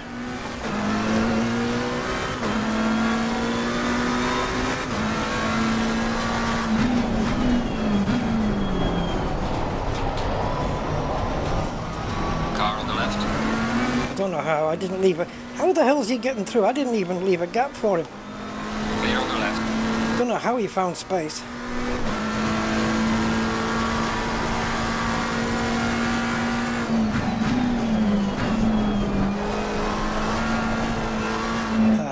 This car's just not working anymore. We need to pick a different car next time. I'm falling out of love with the McLaren. It's great in the first 20 minutes and then it just falls away.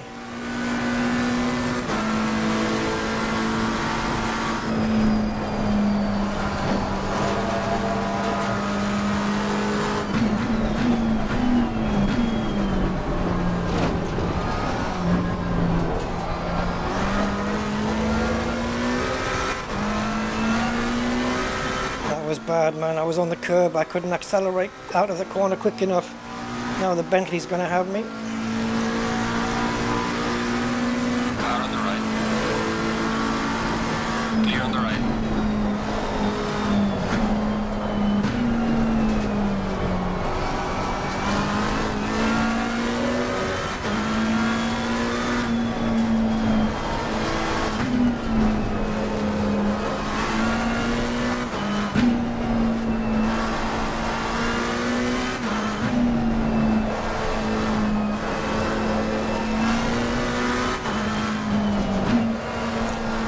The cars just slide in.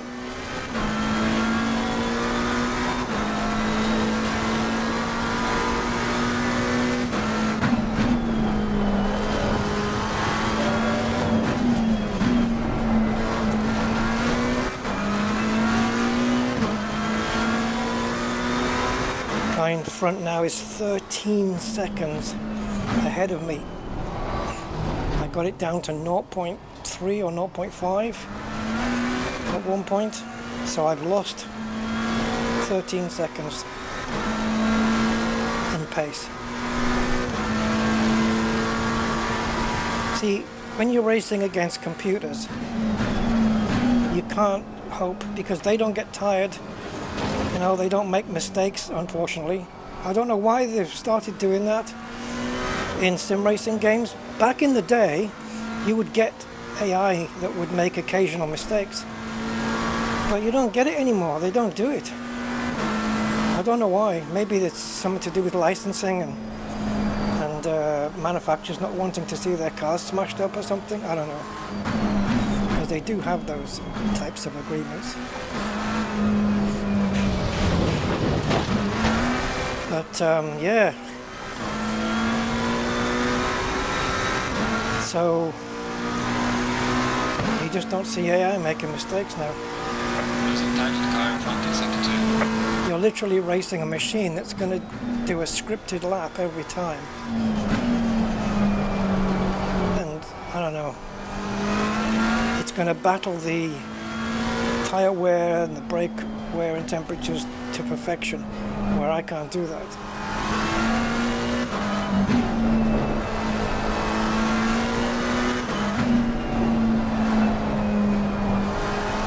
I'd like to race humans, but to find pickup races at my level with people who don't think that the race is won at the first corner on the first lap is difficult. Because you're just going to get punted off by drivers who don't know what patience is, or they just want to have a go at every single braking zone. You know, they just Car on the left. clueless.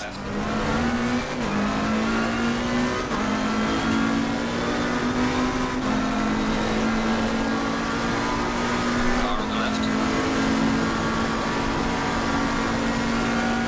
Clear on the left.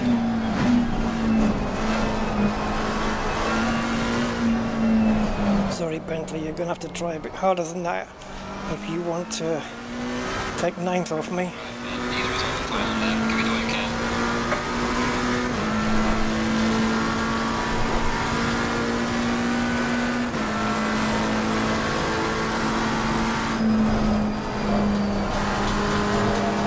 Look at the gap to the car behind now. I was going to say, if I don't fuck up this corner, you'll see that gap.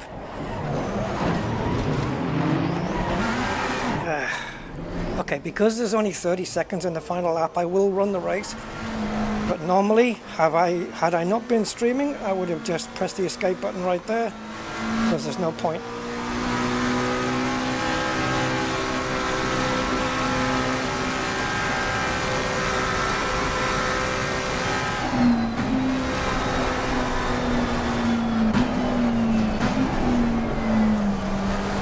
I think it's my brake pedal. Clear on the right. I need to reduce the pressure on my brake pedal so I can press it with maybe just one toe and just get maximum brake pressure.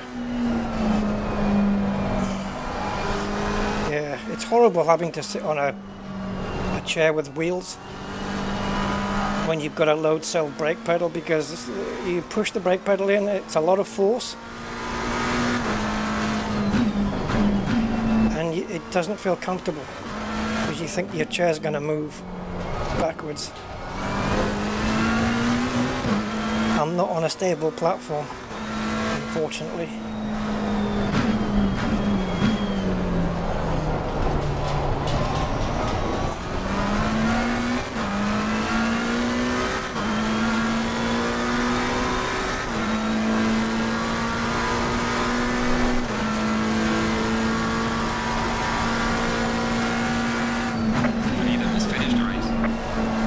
For the leader.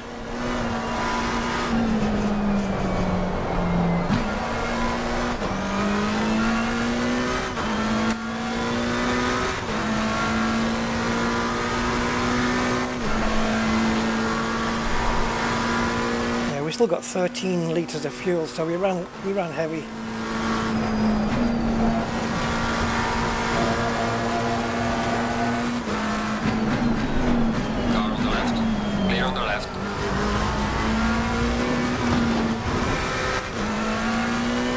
Taking your place, seeing as how I let you have it from me. I'm taking it back.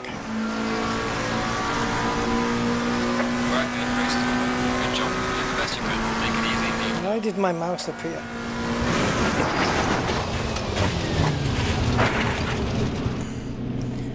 Okay, you're going to see now, I'm pretty sure you're going to see in the timetables here, you're going to see my lap times just suddenly drop away,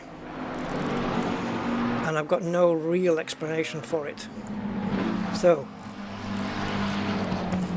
we've got 7, 4, 5, 4, 4, 5, 4, and then we've got 7, 6, 5, 8, 4, 13, and 5. Where I pulled this 4, 4 from, I don't know.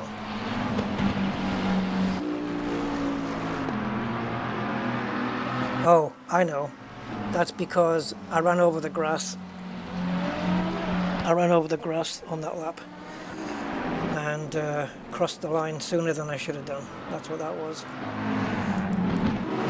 Yeah, so here suddenly 2.5 seconds slower. Oh, for fuck's sake. You've got some balls on you.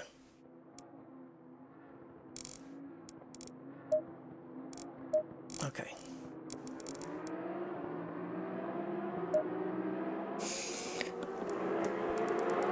So I did have the fastest sectors everywhere. I just didn't string them all together. But this is too close to this one. So yeah, 204.2. I did go quicker than that, but it wasn't a legal lap. This one, 204.1. So okay, I'm lapping 2 seconds faster than I did before. So there's my fastest lap. This one is 1.4 seconds slower, then 0.2 off. Then that was quicker but not allowed. Then I was 0.7 off, 0.4 off, 3 seconds off, 1.9 seconds off, 1.6 seconds off, 3.8 seconds off. This batch of laps here cost me everything. And then we've got the guy who I was racing. And then you've got AI times, right? 206, 205, 205, 205, 205, 205, 205, 205, 205, 205. That's not realistic. Just lapping like that.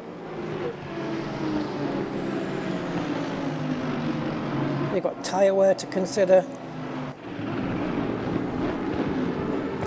These are the laps of a robot, a machine, which is exactly what we're racing against.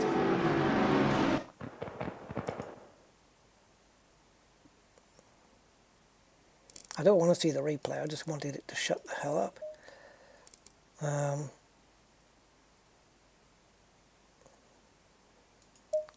Here. So this corner, this turn, whatever you want to call it, this double left-hander here, that is spoon corner, because it's shaped a bit like a spoon.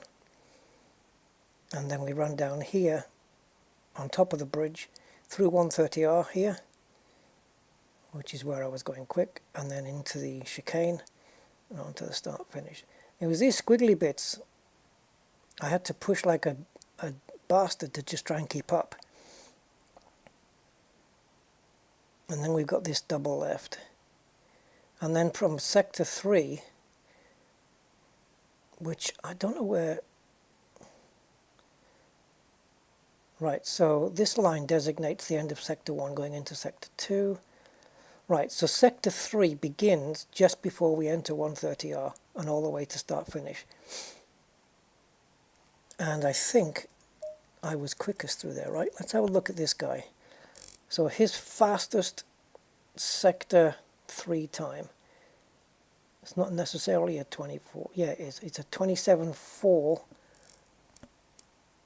Okay, and mine was it slower? 27.1, 27.3. So even though I was caning it around 130R without even braking, still doing 27, yeah, but my lap times here were shite. I should have kept my AI level where it was. The problem is though, if I keep the AI level where it was, and I go onto tracks that I'm familiar with, then there's not going to be much point, because I'm just going to be qualifying on pole and then just leading away, and I'll be having a very lonely race. At least this way I've got some competition, right? But I'd like the AI to be at a level where I don't necessarily have to be fastest, but I just within touching distance, where if I can nail a perfect setup and a perfect lap, then I can match and beat the top time. That's what I want the AI to be. But it's very difficult because you could set it up and practice on a track over and over and over for hours and hours until you just get your car nice, and then set the AI to that particular level so you have a good race. But then the moment you go to another track, it's not going to give you the same outcome. Because if I go to Silverstone, for example, on this AI level, I'm going to beat them all. But other tracks where I'm perhaps not so good at, like this one, then yeah, it's going to be a different story. My original plan was to go with Paul Ricard. Is that what they still call it now? Yeah, here, Paul Ricard. This was my original plan, to go with this one. Got this massive long straight. So do you go with less downforce and set your car up to be the fastest down that straight and you can overtake? Or do you set it up for the tighter twiddly bits on the rest of the track? Probably a balance of the two. You want it good in the corners so you're not losing too much time, but also enough speed to get you down the straight without, so you're not going to be like flat out and AI cars are going to be coming past you. I wonder how, I think we should try Silverstone, because I'm just wondering how fast I would be around here compared to the AI on this level. But we'll ditch the McLaren and let's go with something different. Yeah. Lexus. Not a favourite of mine. Aston Martin V8.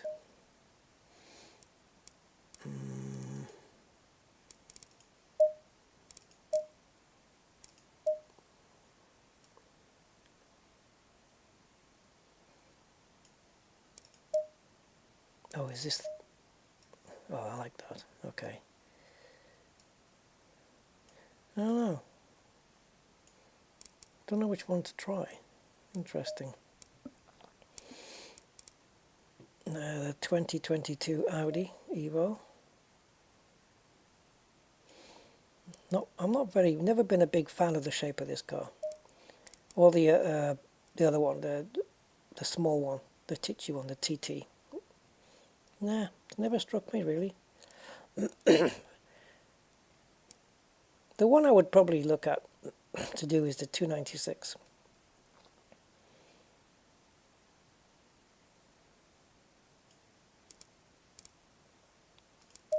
What do we have here?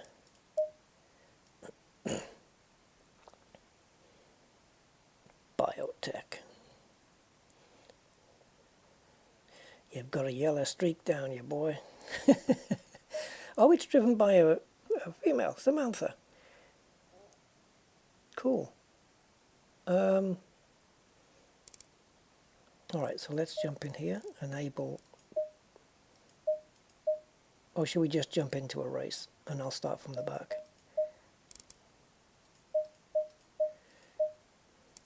Let's do a 20-minute race. And starting position 24 because there's no quali. So I'm going to start at the back. With a setup I'm just going to have to make up on the spot. I will not be beating a 202. No, not going to happen. Alright, let's see if we can build this setup very quickly. It's just going to be a guess, so if I can just guess a setup and then still be posting the fastest laps, then yeah. Right, first we need to go into... Huh?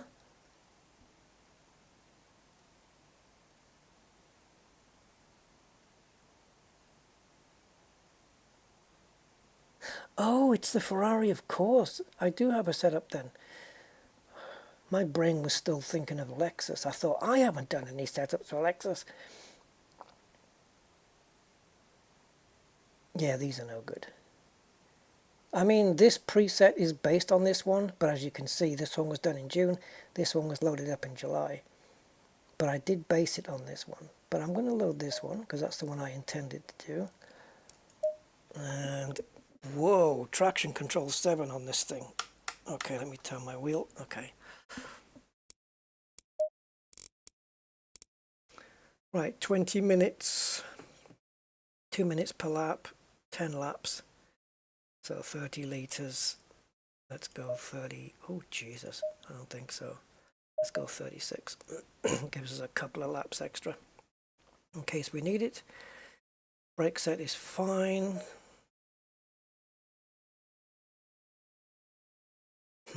Do I just run with what I have, or do I drop this down to there? Don't know. Let's go to the arrow and we'll take... Or are you going to go 3? Yeah. So we'll drop this down a couple and this down just 1. And I'm going to leave the brake ducts where they are this time. Lesson learned. Right, starting from the back. Stay in double file.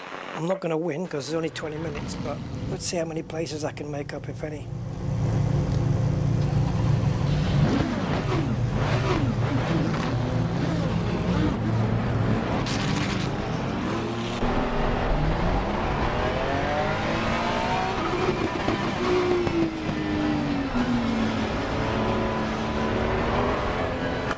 Drop the TC to 5. I'm not having 7. Let's wait. I know this car needs a little bit more than other cars, but still 7 is... Give it all you got.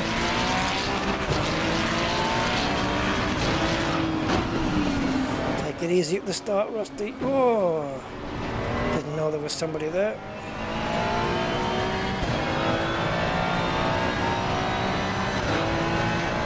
Oh wait, we're on the old start finish. Okay. Damn it. I thought we were on the Grand Prix start finish.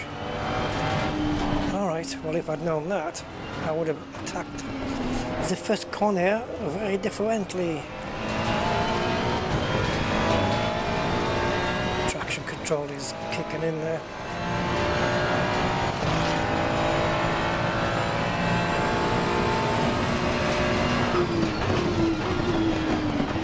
Car on the left. Clear on the left.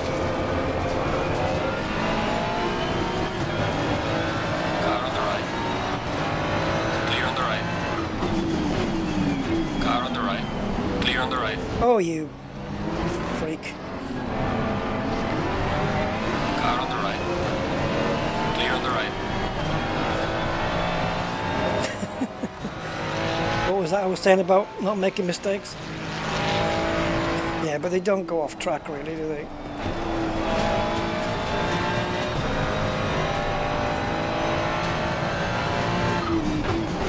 Car on the left.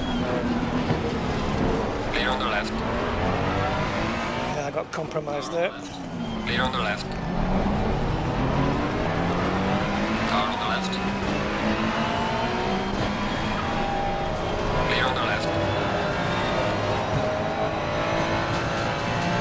I could barely hear my own engine over that car.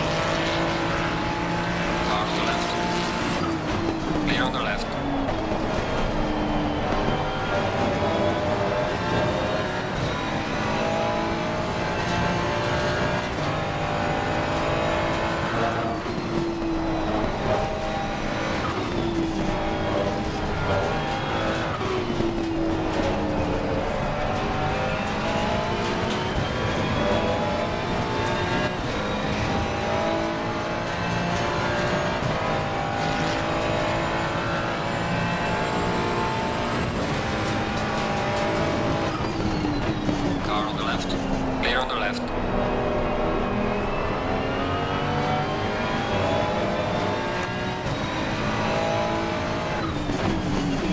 Traction down to 4 now, I think.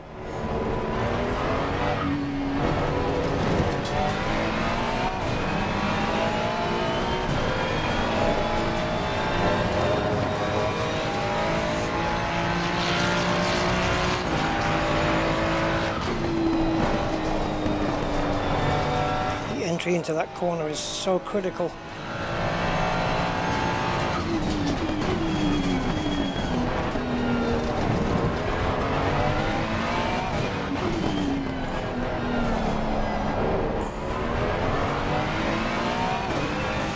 Traction control 4 is absolutely fine.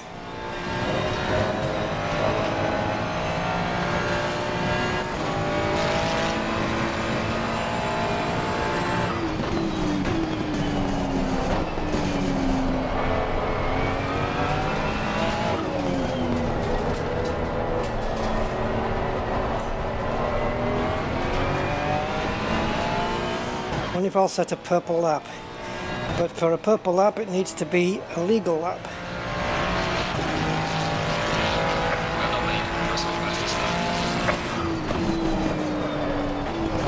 And that's not going to be legal, so this one can't be purple. Thanks for fucking that up.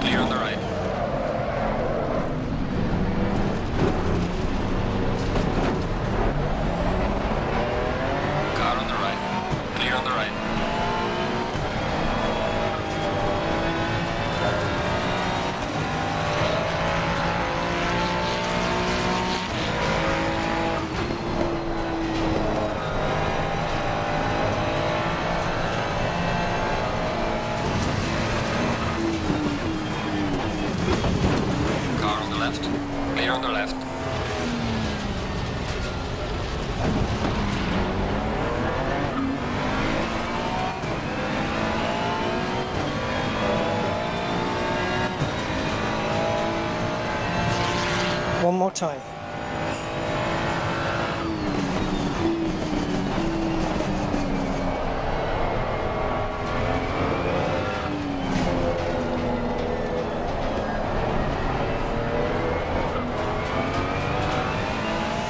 I think what it is over time, because of the brake pedal being what it is, I think my foot just gets fed up of pressing. Yeah, that's the one more time I was asking for. I think my foot just gets tired, you know, of being able to squeeze the pedal down to the required amount that I need to slow the car down. And over time, you know, I just don't have the strength on it anymore. I think that's what it is. It's not that the pedal's set hard or anything. It's harder than the V1s, but I like a soft brake pedal because it's the circumstances that I'm in that I have to have that. Because I'm not sitting in a sim rig where I can push it like my life depends on it.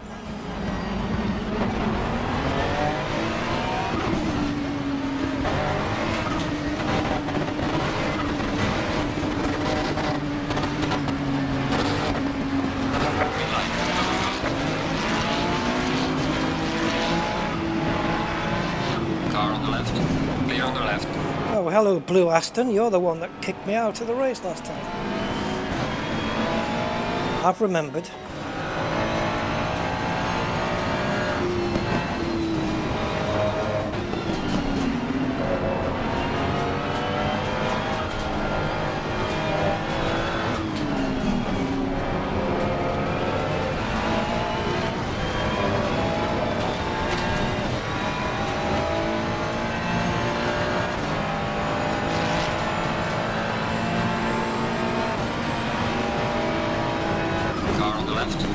Clear on the left.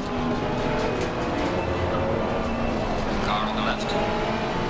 Clear on the left. Car on the right. Clear on the right. Oh, sorry, mate, I didn't see you there. Car on the left. Clear on the left.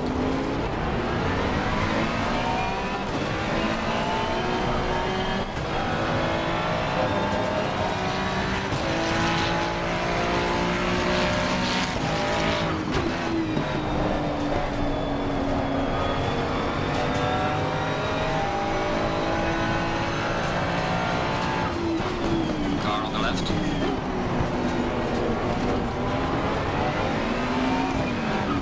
Clear on the left. Car on the left. Clear on the left. And these AI cars just don't know when to give up a position.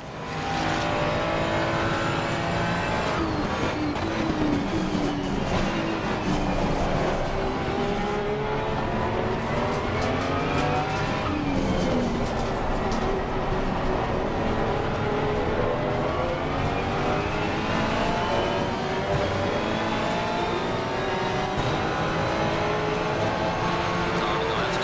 3 wide. Clear on the left. All clear.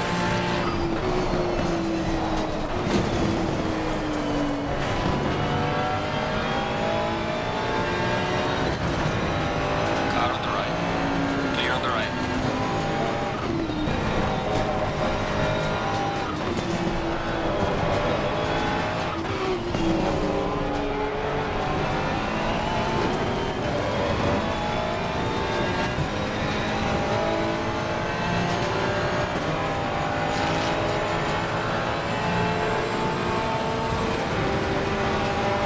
Car on the left. Clear on the left. Car on the right.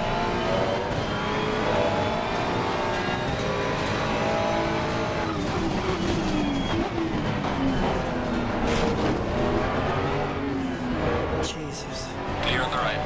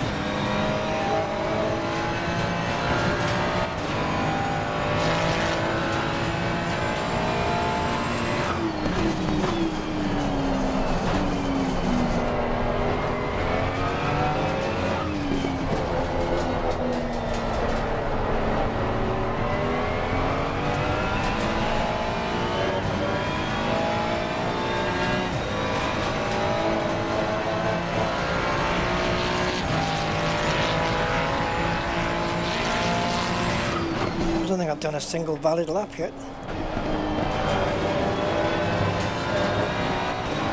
Mind you, we're only 2 laps in, to be fair. Feels like more though.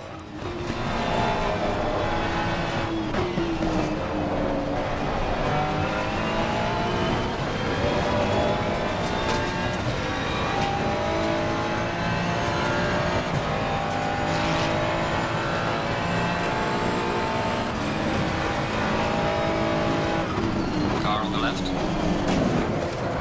Clear on the left. Right, I can explain that one. Fucking car stalled, can you believe it? Car on the right. Clear on the right. Okay, I'm going to restart that. Yeah, so what I'm going to explain it in a replay. Not that it could be explained in a replay, I don't think, but we'll try. Now, to explain it, we need chase cam. Okay.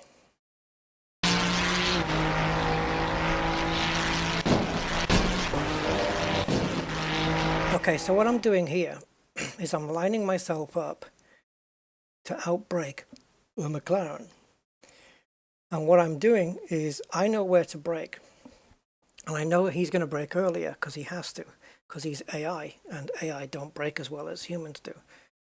So I'm waiting to see his brake lights come on. And I don't know why, but I didn't. Maybe I'm sure they did come on, they have to. But I didn't see it.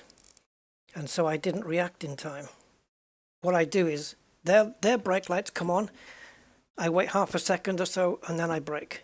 And then I can outbrake them into the corner. But if I don't see his lights that I'm waiting for, that's the only thing I'm focused on, then I miss my braking point, and that's why what happened. So let's see how bright these brake lights are that I missed. Is that it? Yeah, look, you see? Is that it?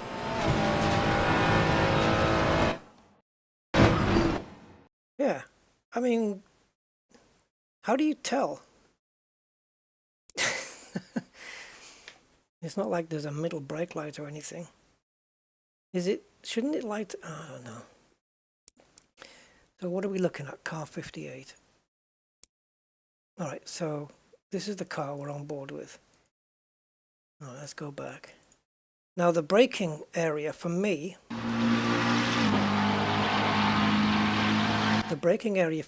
is the moment the front of the car reaches that curb. As soon as it's in line with that curb, I'm stamping on the brakes, shifting down to third and taking the corner. This guy, I don't think he's going to brake that late. I don't think so. Okay. Where's the brake lights? What is it? Have they just gone brighter? Is that it? No wonder I couldn't see the frickin' things. Let's go back a second and check. Oh, I guess we have to go this way. Right, let's just take a look at the Aston Martin's brake lights.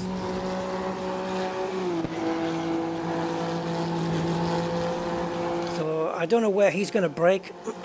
Let's see where he brakes. There. And the lights are clear as day. I wouldn't have missed that. I brake at the curb, so massive difference. So I wait for his lights, because if I'm here, right, I'm blinded. I can't see this curb.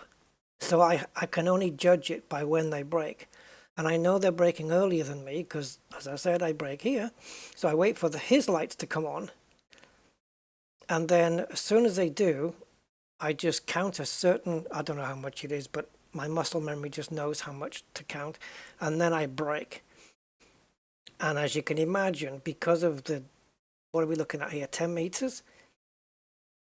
If I'm braking 10 meters later, I'm going to whiz past this guy in the corner, no problem. But his brake lights are clear as frickin' day. So, because it's AI, the McLaren behind us is going to brake at this same point. So let's get back on board with the McLaren. He's not far behind, so let's see. Yeah, there's no really discernible brake light there, is there? So that's why I was looking for it, didn't see it. Oh, frickin' hell.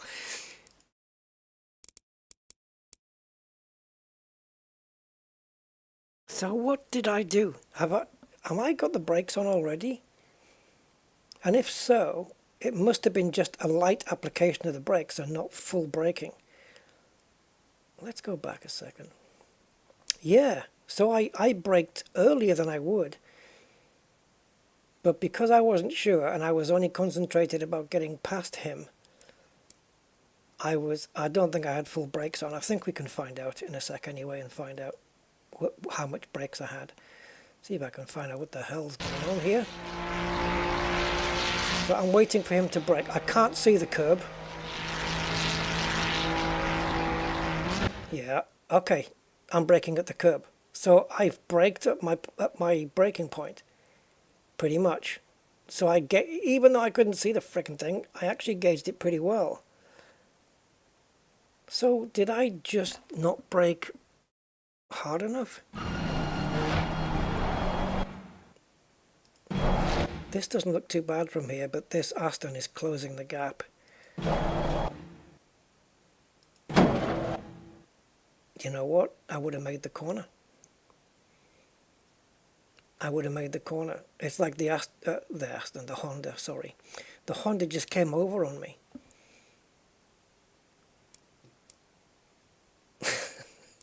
I did make the brake point okay. I thought I'd messed it up. Nope. I guess the orange Honda wasn't expecting me to dive up the inside there.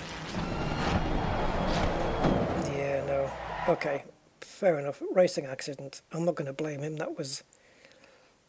I don't think he would have expected me to dive up like that. I guess I was optimistic, trying to pass two cars. So let's put the hood on. So now you'll see my brakes. Let's go back so we can have time for this. Oh, you twat. Hold on. Come on. Right, let's watch the brakes. See how much pressure I put on. Maximum and... No, I had maximum on the whole time, yeah. I didn't even start to trail off. Okay. Fair enough. Oh, wait a minute. Are we on? Yeah, we have to be on playback speed 1. I wanted to check one more view, guys. Was my move too optimistic? I mean, these cars are close together.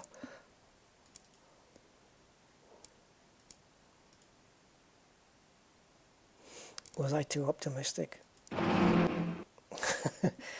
I know where I'm going to brake. Yeah, I'm braking here. These two are already on the brakes. So I'm going to, I know I'm going to sweep through here. See the difference in the closing speed? It's just ridiculous. I couldn't move any further over, to be fair. And he has taken the normal line. So, yeah, I can't really... It's just a thing. If it had been a human, would I have blamed him? Nah, not really. I think I was a little bit too greedy there, trying to take both places. I was just pushing like a... I was pushing hard. What position am I in anyway? And where am I? Oh, 21st? Oh, Jesus. Is there any point? Car on the left. Clear on the left. Is there any point to continue? Yeah, there is, to see if we can get a clean lap. Because that's a miracle in and of itself. And then try and post the fastest lap while we do it.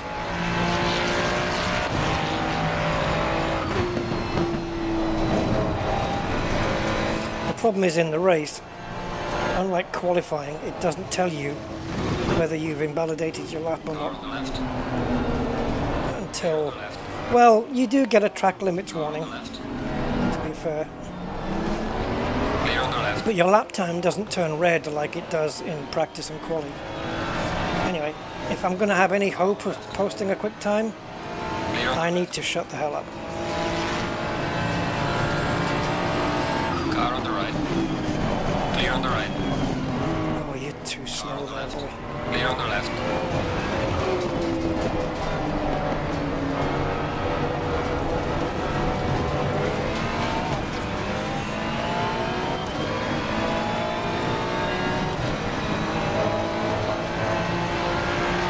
Car on the left. Clear on the left.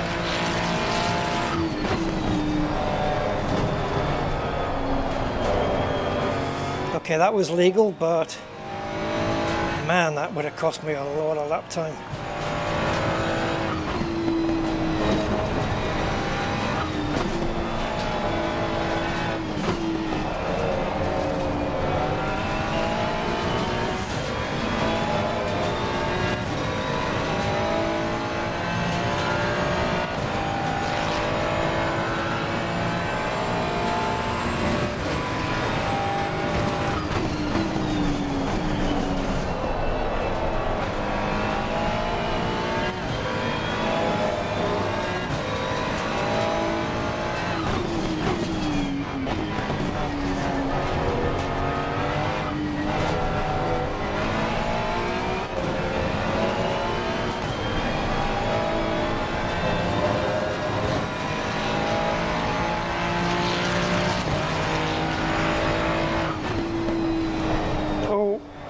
twitch the steering wheel there for some reason. Don't know why.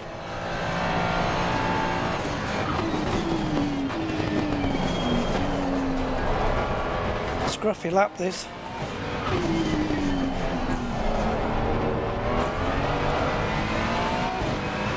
I think it's legal though, up to now, but it's scruffy as hell.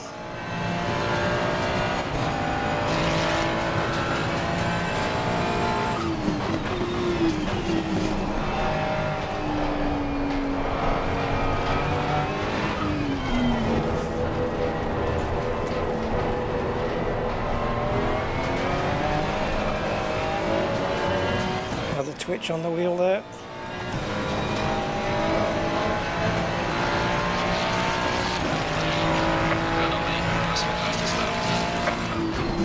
But it wasn't the fastest of the race. If the AI are posting times equal to my fastest ever, that's too quick. Because they'll maintain that lap after lap, and obviously I can't do that.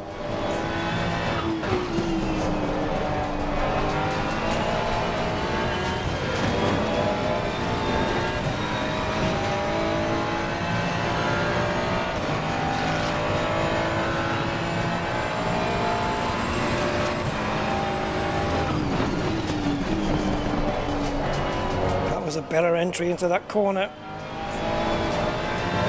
Oh, did we track limit? No.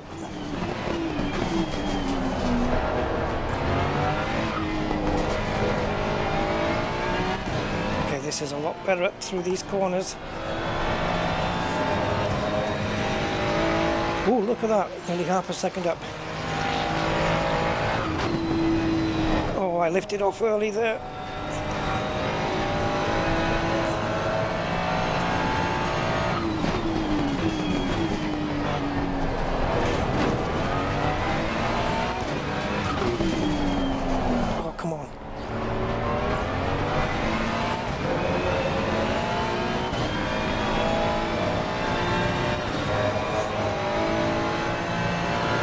Nearly half a second quicker.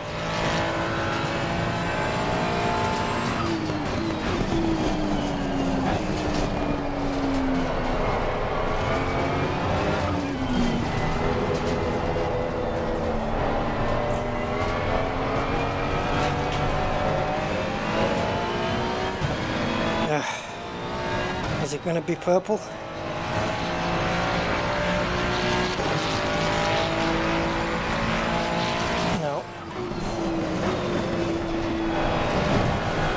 It wasn't a legal lap, that's why. It was faster, just not legal. And obviously this one's fucked as well, because I was looking at the lap times on the top left, and that sent me off and screwed this lap up.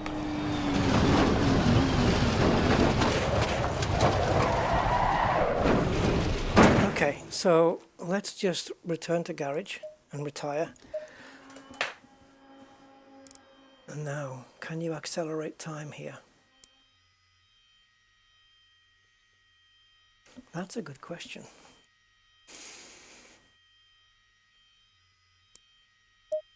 Ah, we can look at this in real time, okay. Yeah, see, fuck this. This is way too quick. So I can always nail the AI in Silverstone, every time, without question. These laps, 2019, my fastest ever is a 2020, so it's a 10th slower than this. So if they're doing this in the race, then the AI is too high for me, and I've only moved it 3%. So if I move it back 3% down, I'm going to murder these people in the race. Move it up 3%, and they're quicker than me. They're quicker than my fastest ever lap. So that performance spread over 3% is ridiculous. Absolutely ridiculous.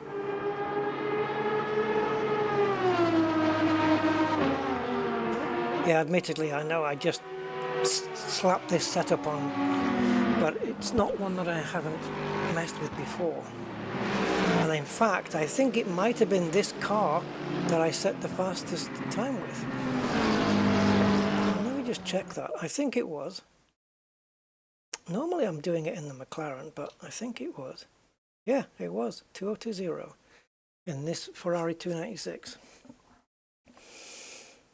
And they're doing 2019s in the race with race fuel, although it's a 20-minute race, isn't it? So they've probably got the same fuel as what I did when I set this. So if I'm not beating them in Silverstone, I ain't beating them anywhere.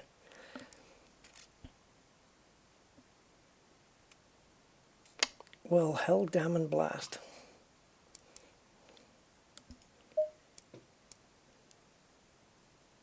You guys want to see something a bit different? If there's anyone...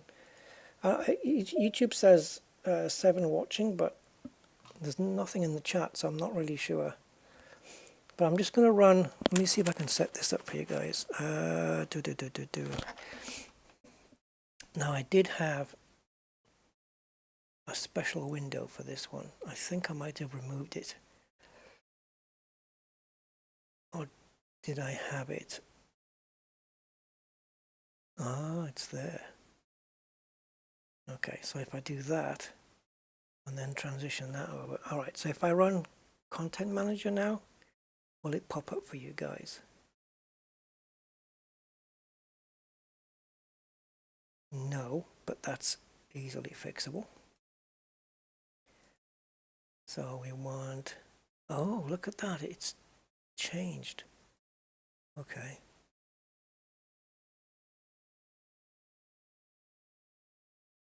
Right, I'm just going to change my preset on the wheel to Assetto Corsa.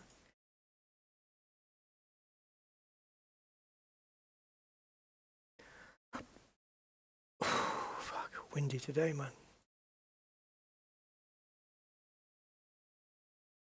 Oh, I'm trying to move my window around. Okay. So, last thing I did, Lamborghini Aventador on the Nordschleife. If I go to Content, so if you see anything with a green dot, then that's a brand new car that I've imported in and probably haven't tried yet. Oh, didn't I try this? The old Corolla. I don't know what the deal with that is, whether it's a drifty thing or what. And that's the new Corolla. It's standard family one, but well, it's the GR version, but it's not like GT car or anything like that.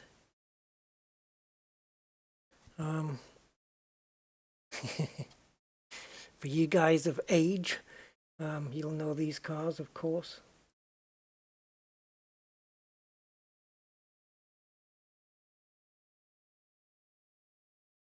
The old MG. Yeah, so what's the deal with this? I remember grabbing this. What's the horsepower on it? Holy crap. 350 horsepower, 422 Newton meters of torque. Should we take it for a spin? I say that. It's probably literally going to be for a spin. Let's go back to cars. I have to say though, this Aventador SVJ has got the... At some points it sounds really nice. At other points the sounds are just so freaking wacko. There's something it does during a lap where it's like when the game thinks it's going through a tunnel or some kind of reverb bouncing off a wall kind of affair, like Monaco Tunnel or something. The sound goes so loud, like it's double, treble the volume. It's horrible.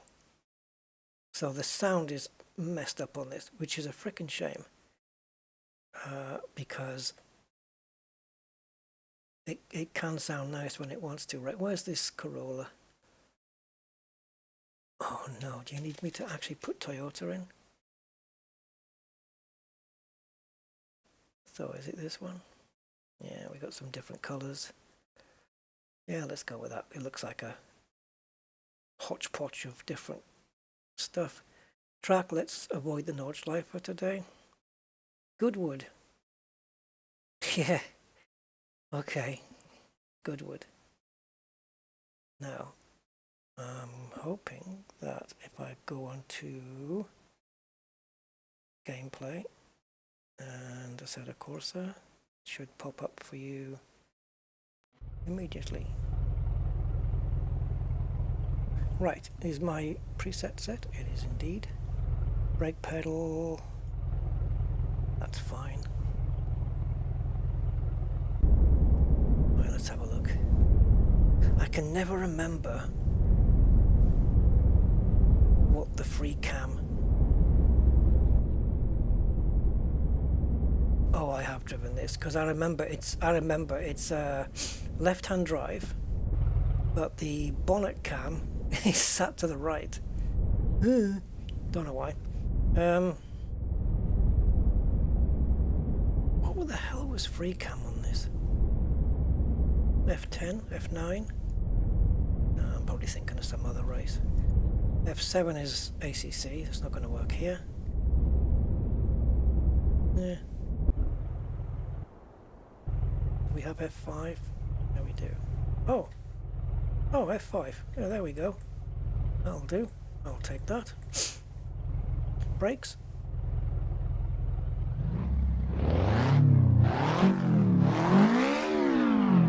Okay, not bad for a nifty little thing. Obviously it's not stock. Right. I should switch my wheel over, shouldn't I? Because the McLaren wheel with this just feels wonky. Come here. Okay. Right, got my little round wheel on.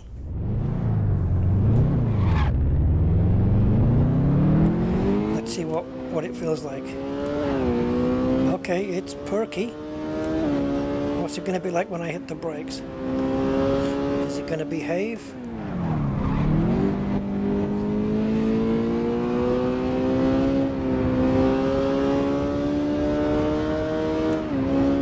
I think we need brake balance to the front, but I don't think it's adjustable on this thing. And I've run out of gears. I'm on the limiter.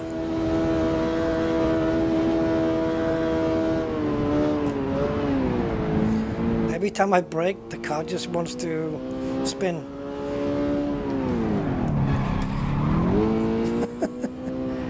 There's not a lot of force feedback on this car.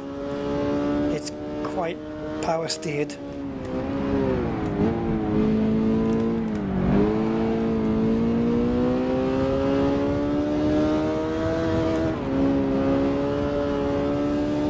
Okay. Yeah, force feedback is weak. I wish it had a sixth freaking gear. I wonder if we can change the ratios though.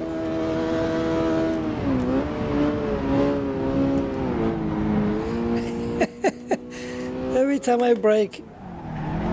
Oh. Let me see if I can do it. I'll just brake hard and then you'll see what happens.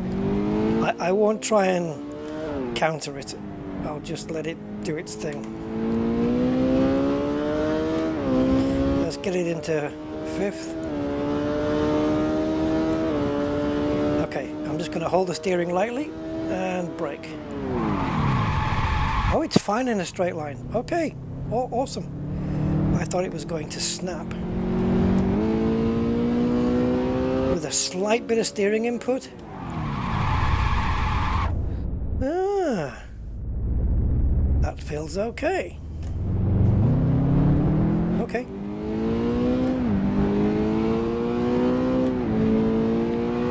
Yeah. Let me see. I don't think we'll be allowed to change the gear ratios or anything. Maybe the final drive. Ah. Ah. So, maximum speed right now is 182. Oh, baby. How much can we get out of it? We click another one, 228. Alright, let's try that. Just leave it at that. It's going to make the car's not going to accelerate as quick, but see, it's a little bit sluggish away.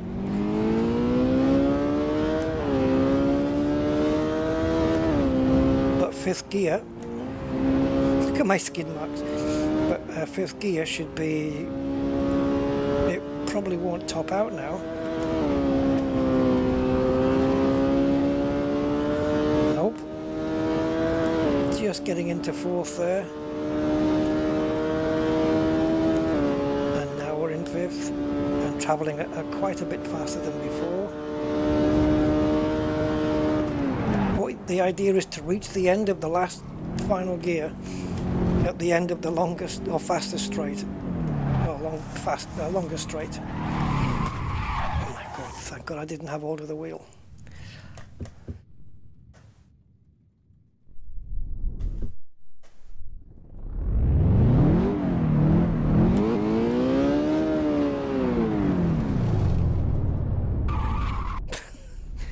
Driving on ice.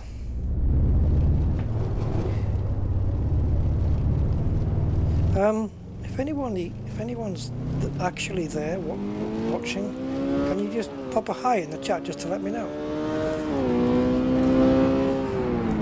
Because otherwise I feel like I'm muted and just left on a monitor somewhere.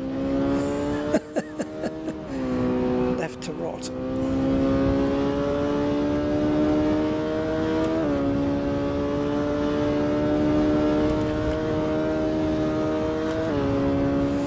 This is much better now.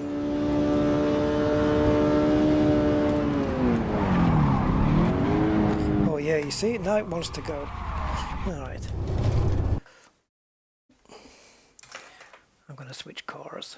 So hopefully when I come out, it should switch. There we go.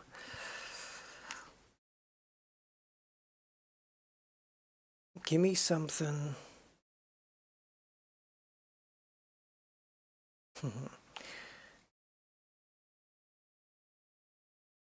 Dodge Challenger, Mustangs, all the old cars. That'd be great to do a race with these cars, right? Around Goodwood. I wonder if we can. So we're looking at TA, ACL TA, which is Trans Am. Okay, let's see if we can set it up quickly.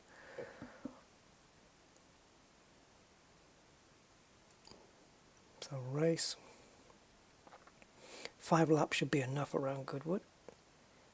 And if I pick my car, let's say I go with, what should I go with? Barracuda. And now then. Grid type, same car? No. We want same class, really. So we're going to have to go custom. No. Why have you added all of these?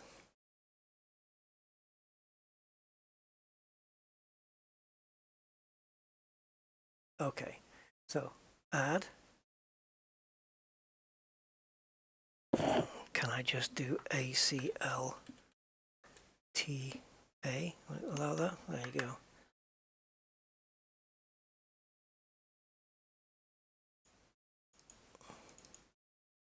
So we'll get all these TA cars in here.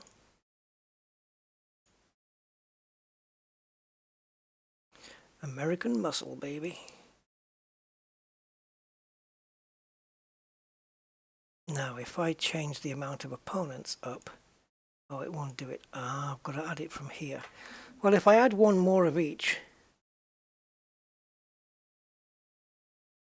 yeah, it's going to get pretty heavy, isn't it?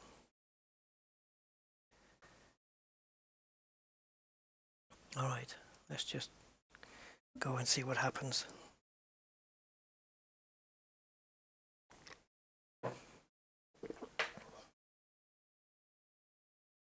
This is going to be a nightmare. These cars, they don't turn very well. It's a 1970s car, so it's not retro or anything. Hey, Angry? flying visit, well, that's what I'm getting these days. Yeah, how you doing, man?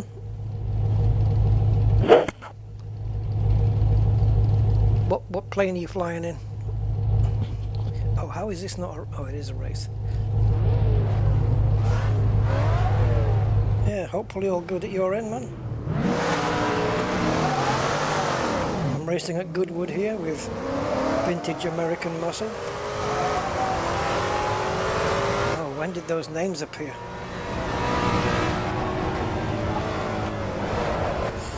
Okay, that's awesomeness.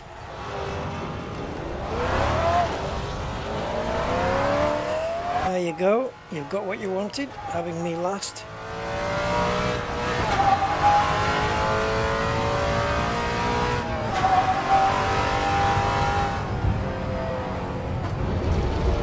Yep, I am turning the wheel.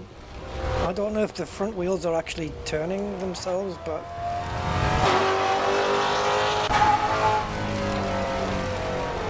Yep. The wheel is being turned, and the car isn't. What was the appeal of these? Was it just straight line performance and just naturally aspirated horsepower? Is that what it is? And the sound, the sound of the rumbles goes.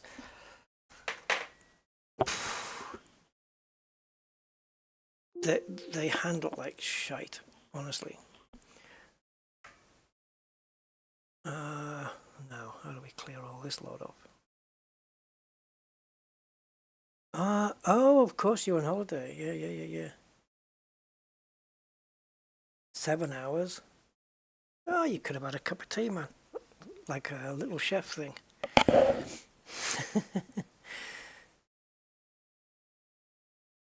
Well, come down next weekend then. 7 hours, jeez. That's quite the drive.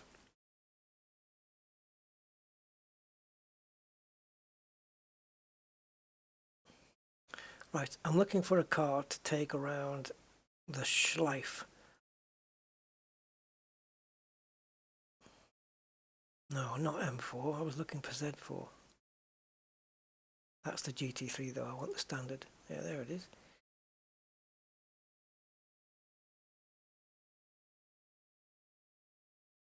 Oh yes, I remember. I got the British touring cars as well from the 90s. I used to watch this, the 1990s touring car. I remember watching these on TV. It was brilliant, absolutely brilliant. The action was just so good. I watched it up until I was well into the 2000s and I was still watching BTCC. The racing was just exciting from start to finish. Absolutely. And the commentators were great as well. Oh, look at the old Corvette.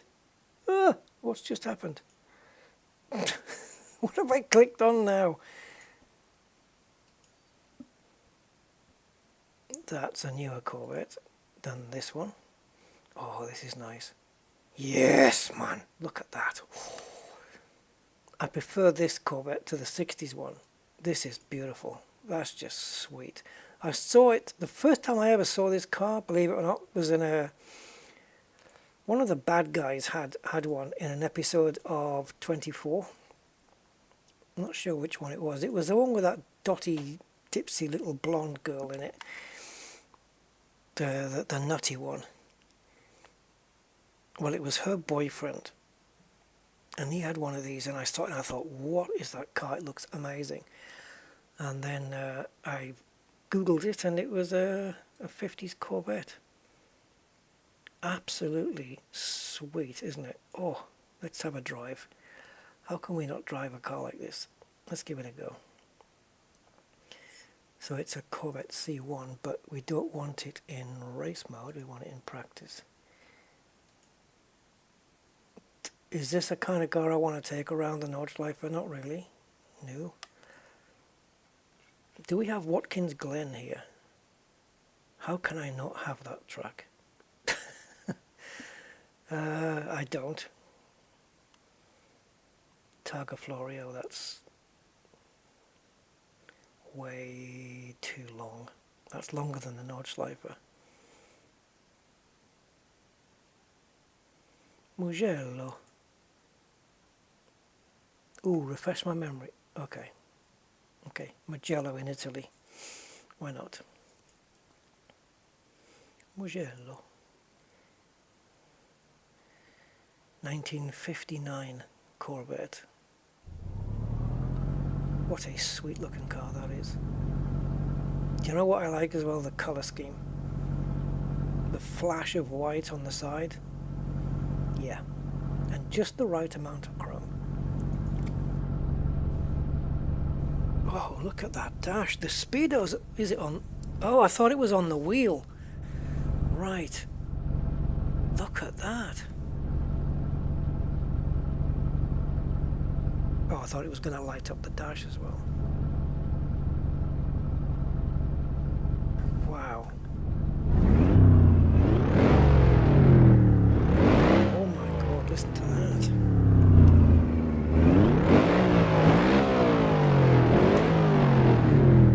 That is nice. Look at the mafia guy. Hey, you talking to me, huh? Forget about it. Where's the exhaust? I saw the smoke. Where is it? Oh, it's there. That's the exhaust? Built into the bumper? Oh, no, it's not. It just looks... What?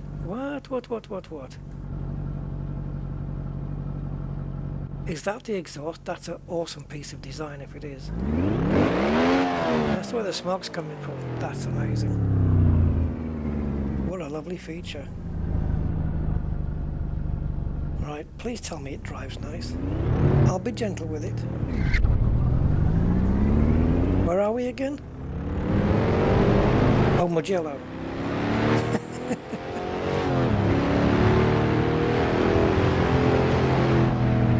Looks like the frame on the windscreen's coming apart there.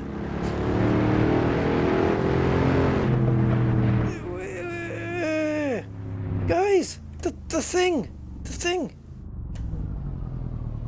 The odometer in the middle. It's counting up. I've done 3, I haven't done 3 miles, obviously. But it's counting. Maybe 3/10 of a mile? I don't know. Yeah, it's counting. Yeah, watch, it'll go to 4 in a minute.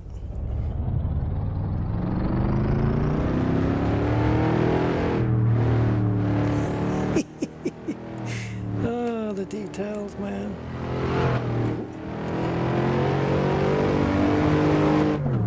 Just got it out of first gear. Yeah, it's not a performance car. Please try and turn.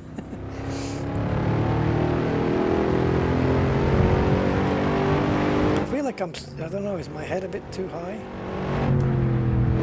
Like if it rolled over, am I getting my skull crushed? I'm trying to, you know, entice it into the corner.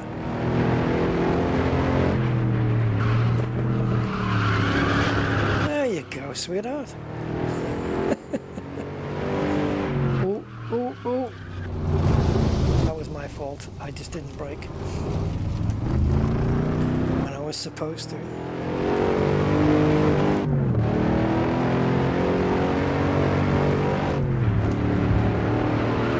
Ooh, losing grip. Oh, man, she's got understeer and oversteer. Lovely.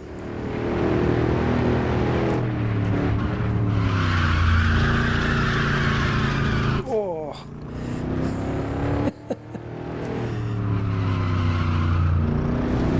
I'm being gentle, honestly. The layout of the dials as well is like, you know, the fuel gauge and everything. And the temps. It's kind of cool, and because the wheel's got like 3 spokes and a great big gap that you can see through the wheel, you can read all of the needles. None of them are hidden by the wheel, which is really good.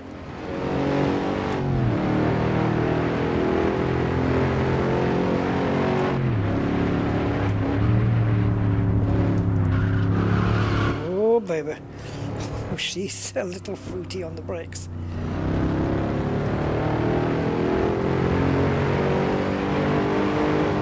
I don't think there's such thing as a hot lap with this.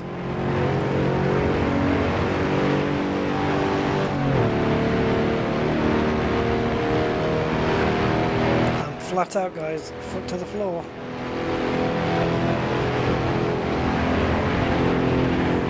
Fourth gear is all she has. We don't have a fifth.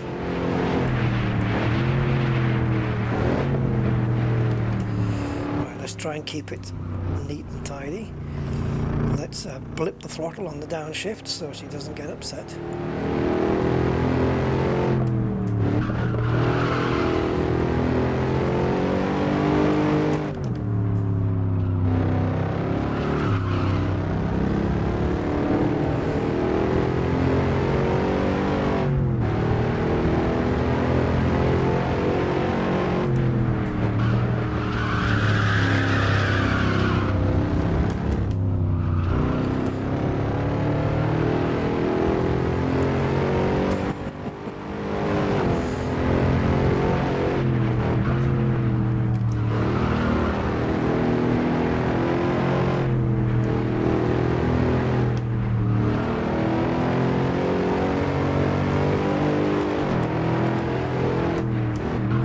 Well, we're 148 seconds faster on this lap, but we were in the pits on the last one, so it doesn't really count for much.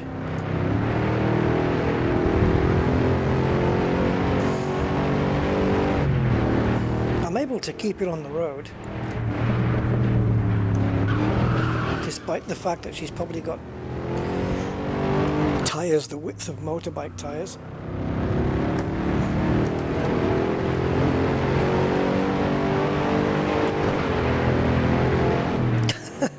Did it just do a little wheel spin between second and third?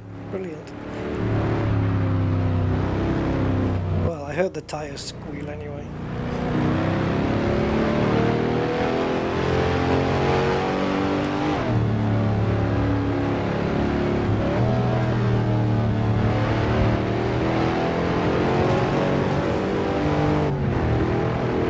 Final corner then.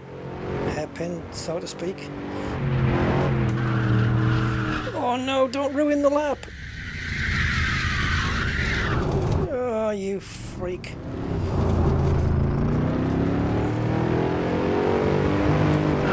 Okay, you can add or you can take 2 seconds off the lap for the actual, what would have been the lap time. That was a shame, it was a good lap up to that point. 2 minutes and 46. Slam the brakes, baby.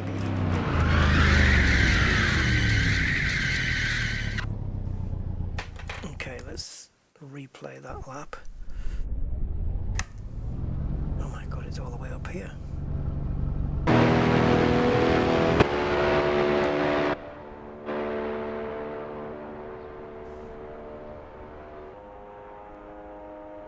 I've got a closer camera.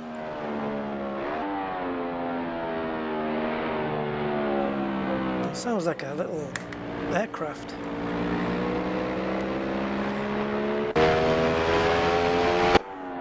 Oh, look at the camber on the wheels, man. That's, yeah. It's a little car, eh? Compared to the guy, it's a little car.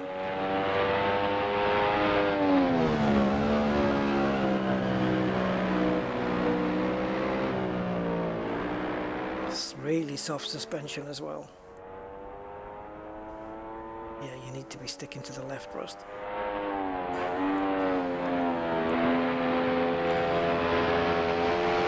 And the white wall tires.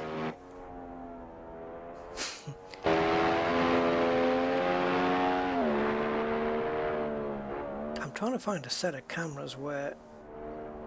There you go. I was going to say where the car is bigger on screen. Hey, Elliot! Hey, looky, looky!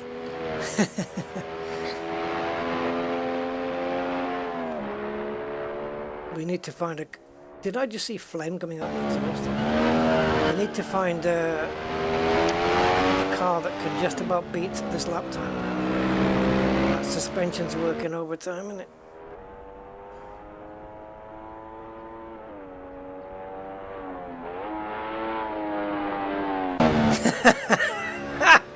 Yeah, you're right. He must have it. He must have a strap on it or something. Actually, the windscreen's probably helping. Beautiful car, though. I love it. Gorgeous car. In fact, it's probably my favorite Corvette. Ooh, yeah, it's probably my favorite Corvette. Just in the looks department, the car's, it's beautiful. It's absolutely beautiful. This is the iconic one, isn't it? Really, the C4 or the C3, right, as well. But looks-wise, man, that is sweet. You got the C7 Stingray. I'm guessing that's going to be a little bit faster. Right, the ZR1. Okay, let's try that one. Let's do it in yellow. Yep. So 2 minutes and 46 was the other one. So this one, is it going to tell me the year? Oh, 90. Oh, crap. Okay. Yeah, we have stepped up a notch. 31 years later. Sure. Yeah, go forward in time 31 years. Oh, right. Guys, talking of time travel, I got to thinking about this, because you know sometimes if you think about time travel and it can mess with your head, same like trying to work out like all the nuances of infinity as well, messes with your head. So here's the thing. You know they all say like, you know, if you could go back in time, where would you go, and blah blah blah blah blah. And one of the things that gets said often, let's say, is would you go back and kill Hitler, right? So I got to thinking about it, right? Now, obviously we all know the whole paradox, like if you went back, like what age would you kill him at for a start off?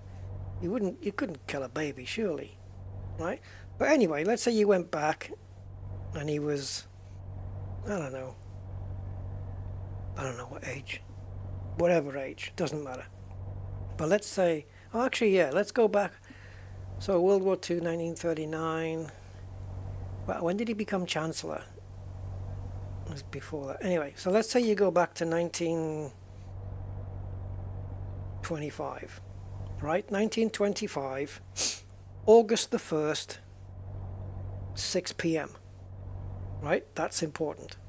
August the 1st, 6 p.m., 1925, you go back in your time machine, you pop into a place where nobody sees you, because that's how it always works, right? So you're in this place, let's say an abandoned warehouse or something.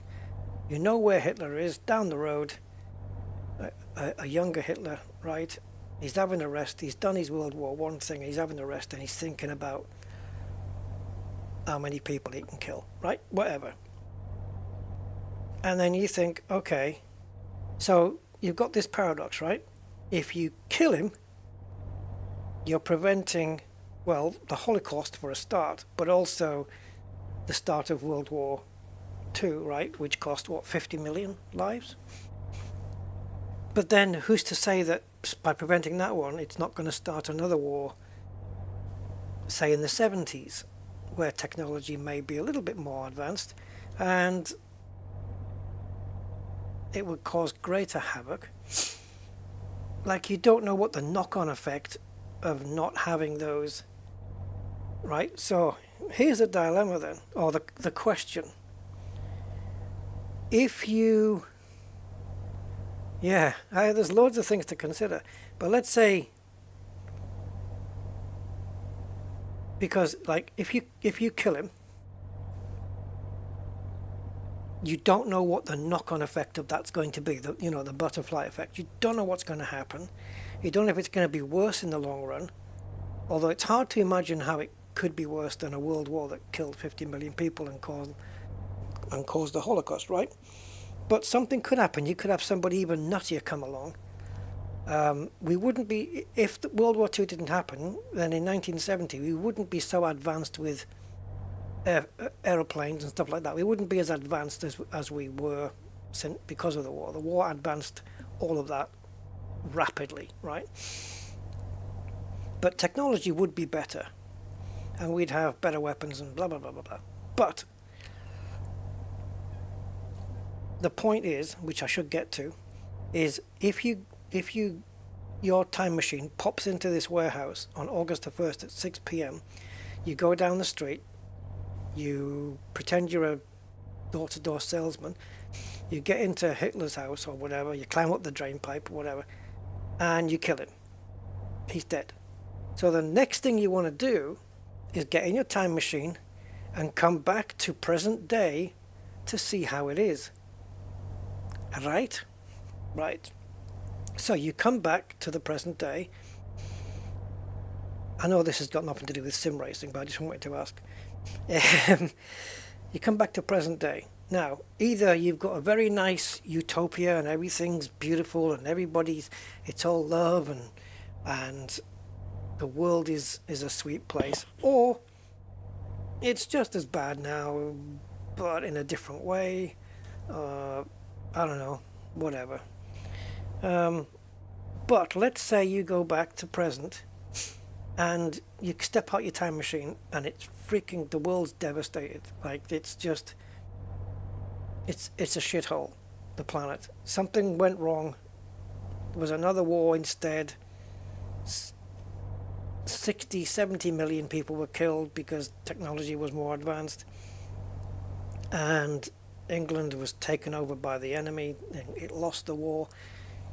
Shite. So now you think, okay, well, I've still got my time machine.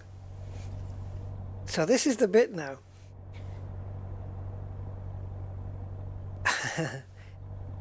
Can you, or would you be able to go back to 1925, August the 1st, but not 6 p.m, quarter to 6, 15 minutes before, land in the warehouse? Would your previous visit then happen in 15 minutes? Would you literally be in that warehouse waiting for yourself to show up again at 6 p.m. like you did last time? And then you tell your 6 p.m, hey, we tried the Hitler killing thing, didn't work out, leave it alone. Would you meet yourself? And if so, what kind of paradox does that cause? Because then, how do you both go back to the same present day? What's happened? Have you split yourself into two? Because you would or would you just not meet yourself? I'm talking like it's freaking possible. But you go back. You go back to 1925. Like, if you went back at 6:15 instead of 6, has the deed been done already? And you're too late. So you've got to go back before. But then you have to ask, well, okay, if you're going back before to stop the deed getting done, who's doing the deed? Yourself. So you do have to meet yourself. You'd have to be sitting there waiting for yourself to pop in at 6 p.m. And then it just gets fractured, doesn't it? Because now there's two of you. And then you say, okay, I won't kill him. I'll get in my time machine and I'll go back to present day. You say, well, I'm going back to present day as well. So I think now you've created, the only answer is that you've created two timelines. The one that the first one's going to go back to, and the one that the second me is going to go back to. I don't know. My question was just simply that, would you meet yourself? Because you're going back to an earlier time to stop your first self going back to do the deed. Let's drive this Corvette, shall we? This is stuff I think about when I've got nothing else to think about. Oh, God. Oh, what have we got here? Flippy headlights. These headlights just flipped. Yeah, they are. Go on. Oh my God, they rotate? Ah, that's interesting. Oh, hello. What happened? There we go. They're rotating lights. They don't flip up, they rotate. That's unique. Okay, Elliot. Take care, man. Have a good one.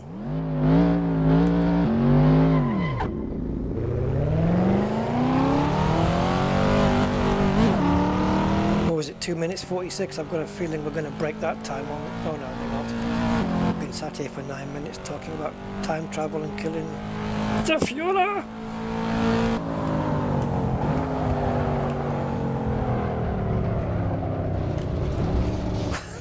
Even in 1990, they didn't want to turn corners. They were still using leaf spring suspension on these cars in 1990, though, weren't they? And well into the 2000s as well. I think it's just a... Well, it took a while for leaf springs to not be on this car. But they're not anymore.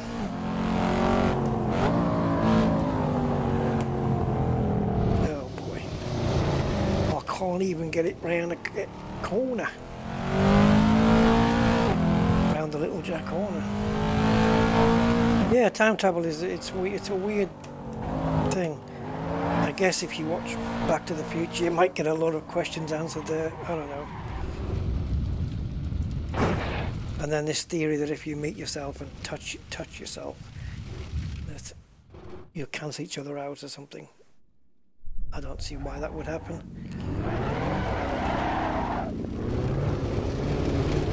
I can't even handle this car, guys. Flippy the headlights.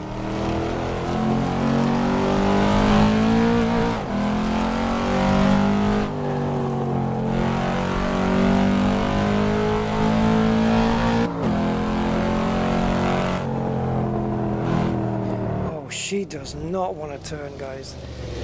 Yeah, it could be that because of that we have to go super slow. I'm not interested in trying the lap time. It's just going to frustrate me. Need to have a car that at least turns. This will turn. And even this one. This has got proper suspension on it. But it's too far into the future compared to the one we just took out.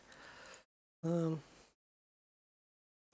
can't sort this by the year of the vehicle, can we?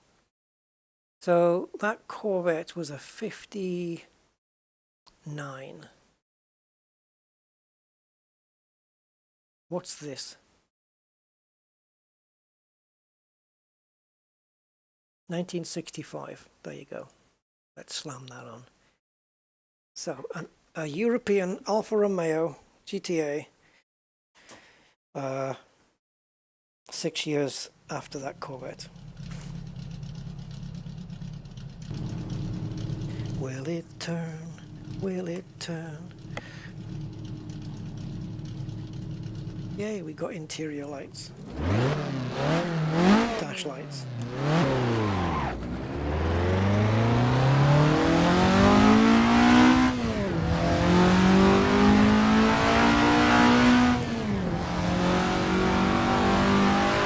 Wooden steering wheel, lovely.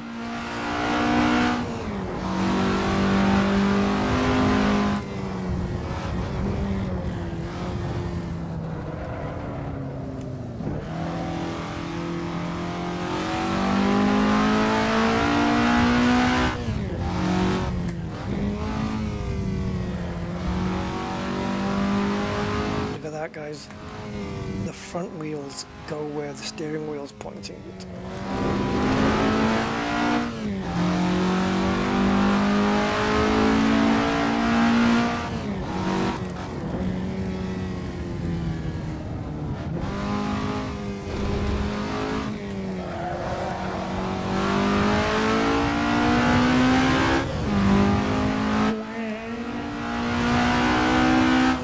Considerably quicker on acceleration than that 59-bit was,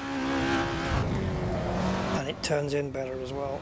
I still have to steer it a lot though, kind of force it into the corner, but it'll be interesting to see. I think it will be quicker than a 246, but it's going to be interesting to see how much quicker.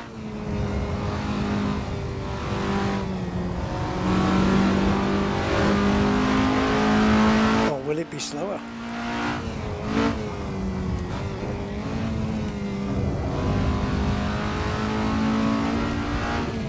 Let me see how many gears it's got, because the Vet only had 4. Oh, this has got a 5-speed from 1965. Wow, impressive.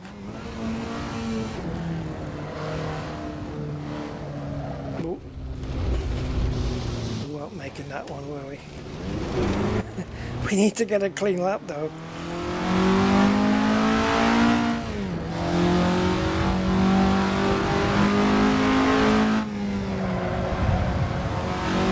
Yeah, I was just going to see if I could force it round if it was controllable. It's not the fastest way around a lap though.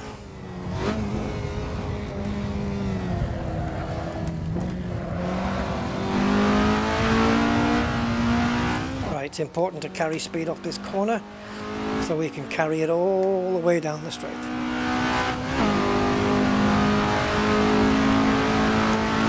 Okay, let's go. 2 minutes, 46 seconds to beat.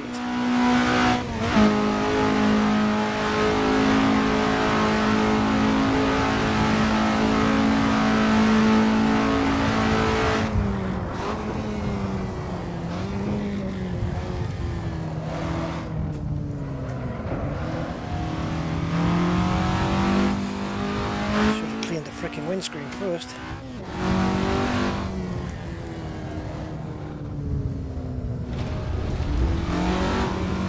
Okay, that didn't cost that much time.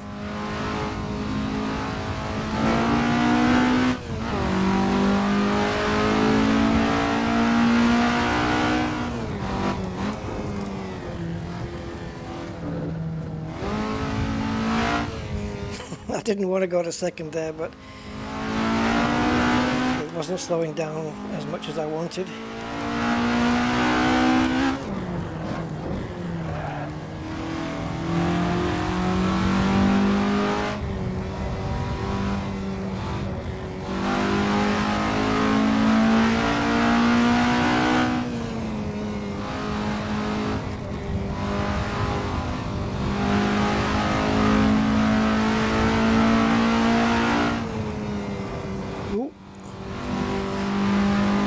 Lifting off the power in a corner just makes the back end want to be where the front is.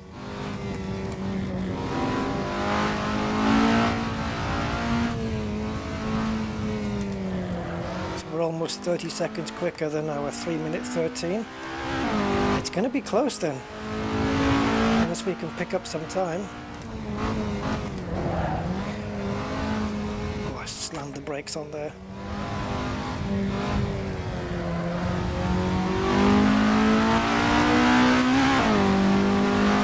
I'm not even lifting through the gear changes.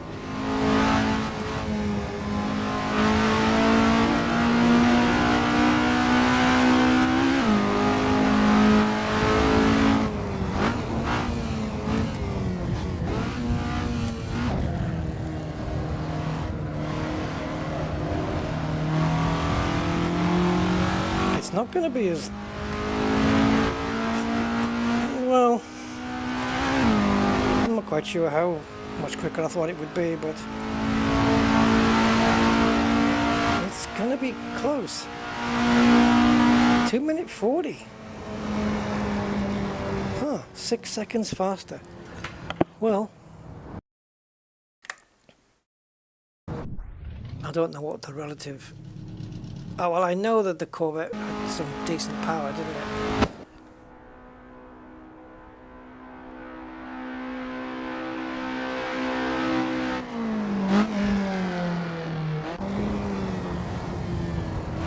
Yeah, can we get an outside shot, please?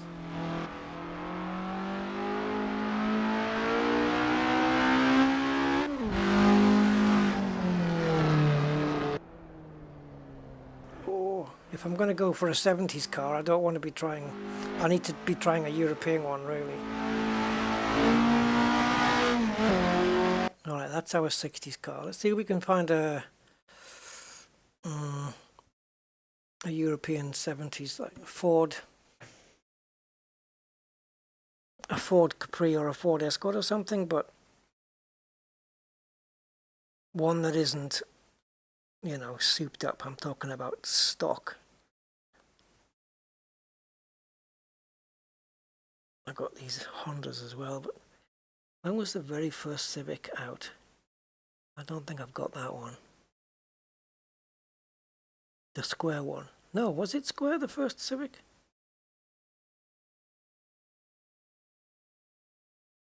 Oh, gee, can't remember now. Right, so we've got a Ford Escort Mark I. Yeah, it's powered though. Right, so this is an Escort Mark II, but it's 1977, so okay, that's 12 years more. Okay, this was my first car, not the RS, just a standard 1.6. And my second car was another one of these, but it was a 1.3 twin choke, which was quicker than the 1.6. I don't know, it just was. So yeah, let's take this out. So it's a Escort RS 1600. Is there a way to select it from here? We got drive here, that'll do.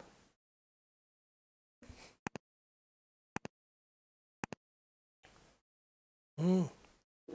2 minute 40 to beat then in the Escort Mark II. Right hand drive.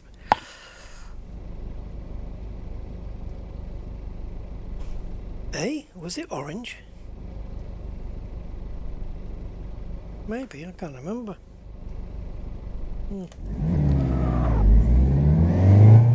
Okay, I'm used to driving these with the left-hand drive.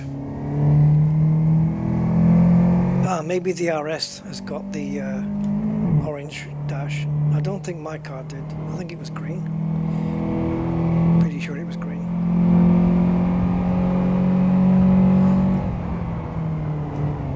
So yeah, RS 1600 Escort.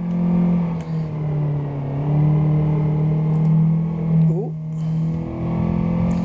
Rear wheel drive.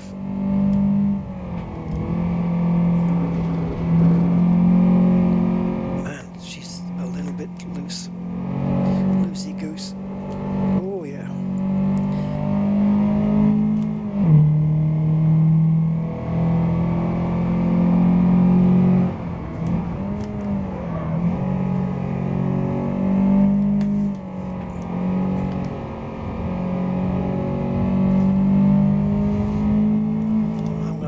Soon, I just realised the time.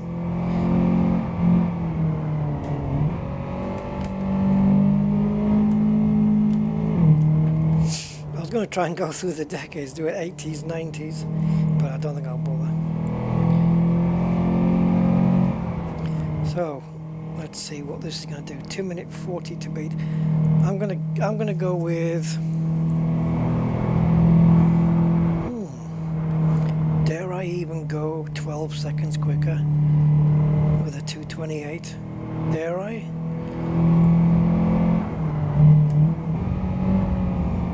Can it be 12 seconds quicker? It's 12 years difference. Okay, I'm gonna go with 228.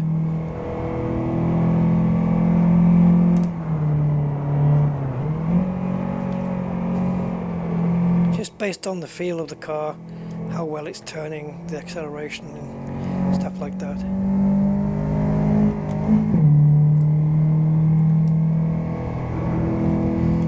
I have to keep adjusting the, not adjusting, correcting the steering.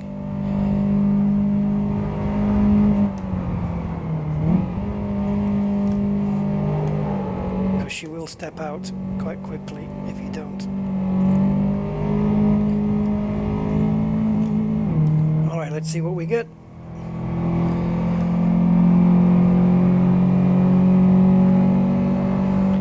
So we're gonna need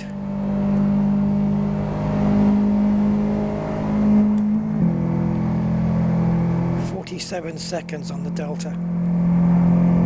Or more actually, 49? Yeah, I don't know, something like that.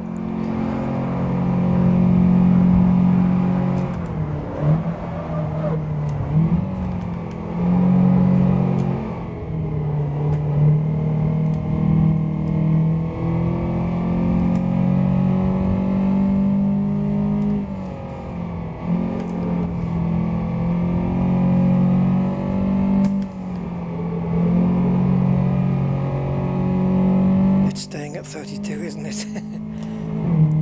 I think I was a bit optimistic.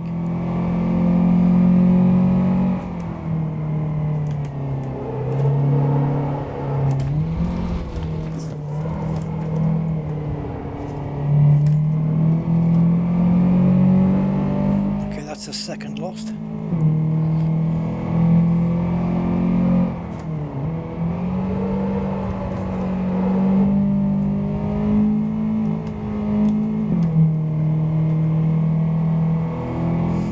Second.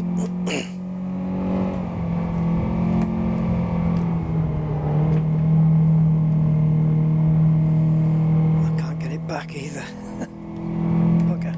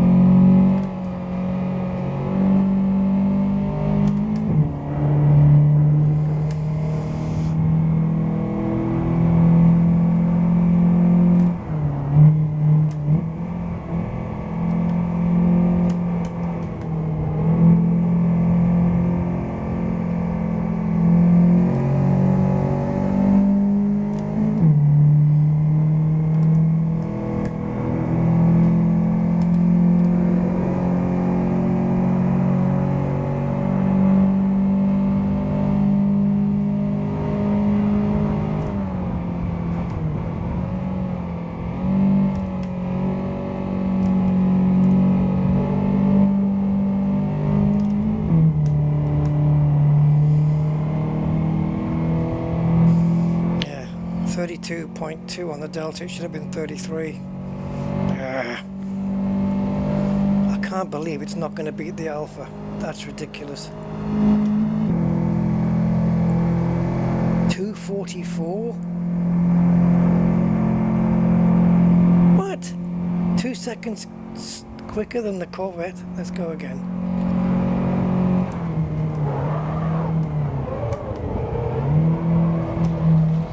Ah, bollocks. I can't believe the Alpha from 1965 beat this car.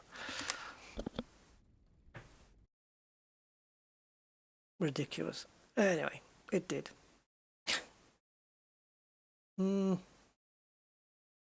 So let's say 243, it would have been 243.9. Yeah. Yeah, I think mid to low 243s is where we're at. But it didn't do it.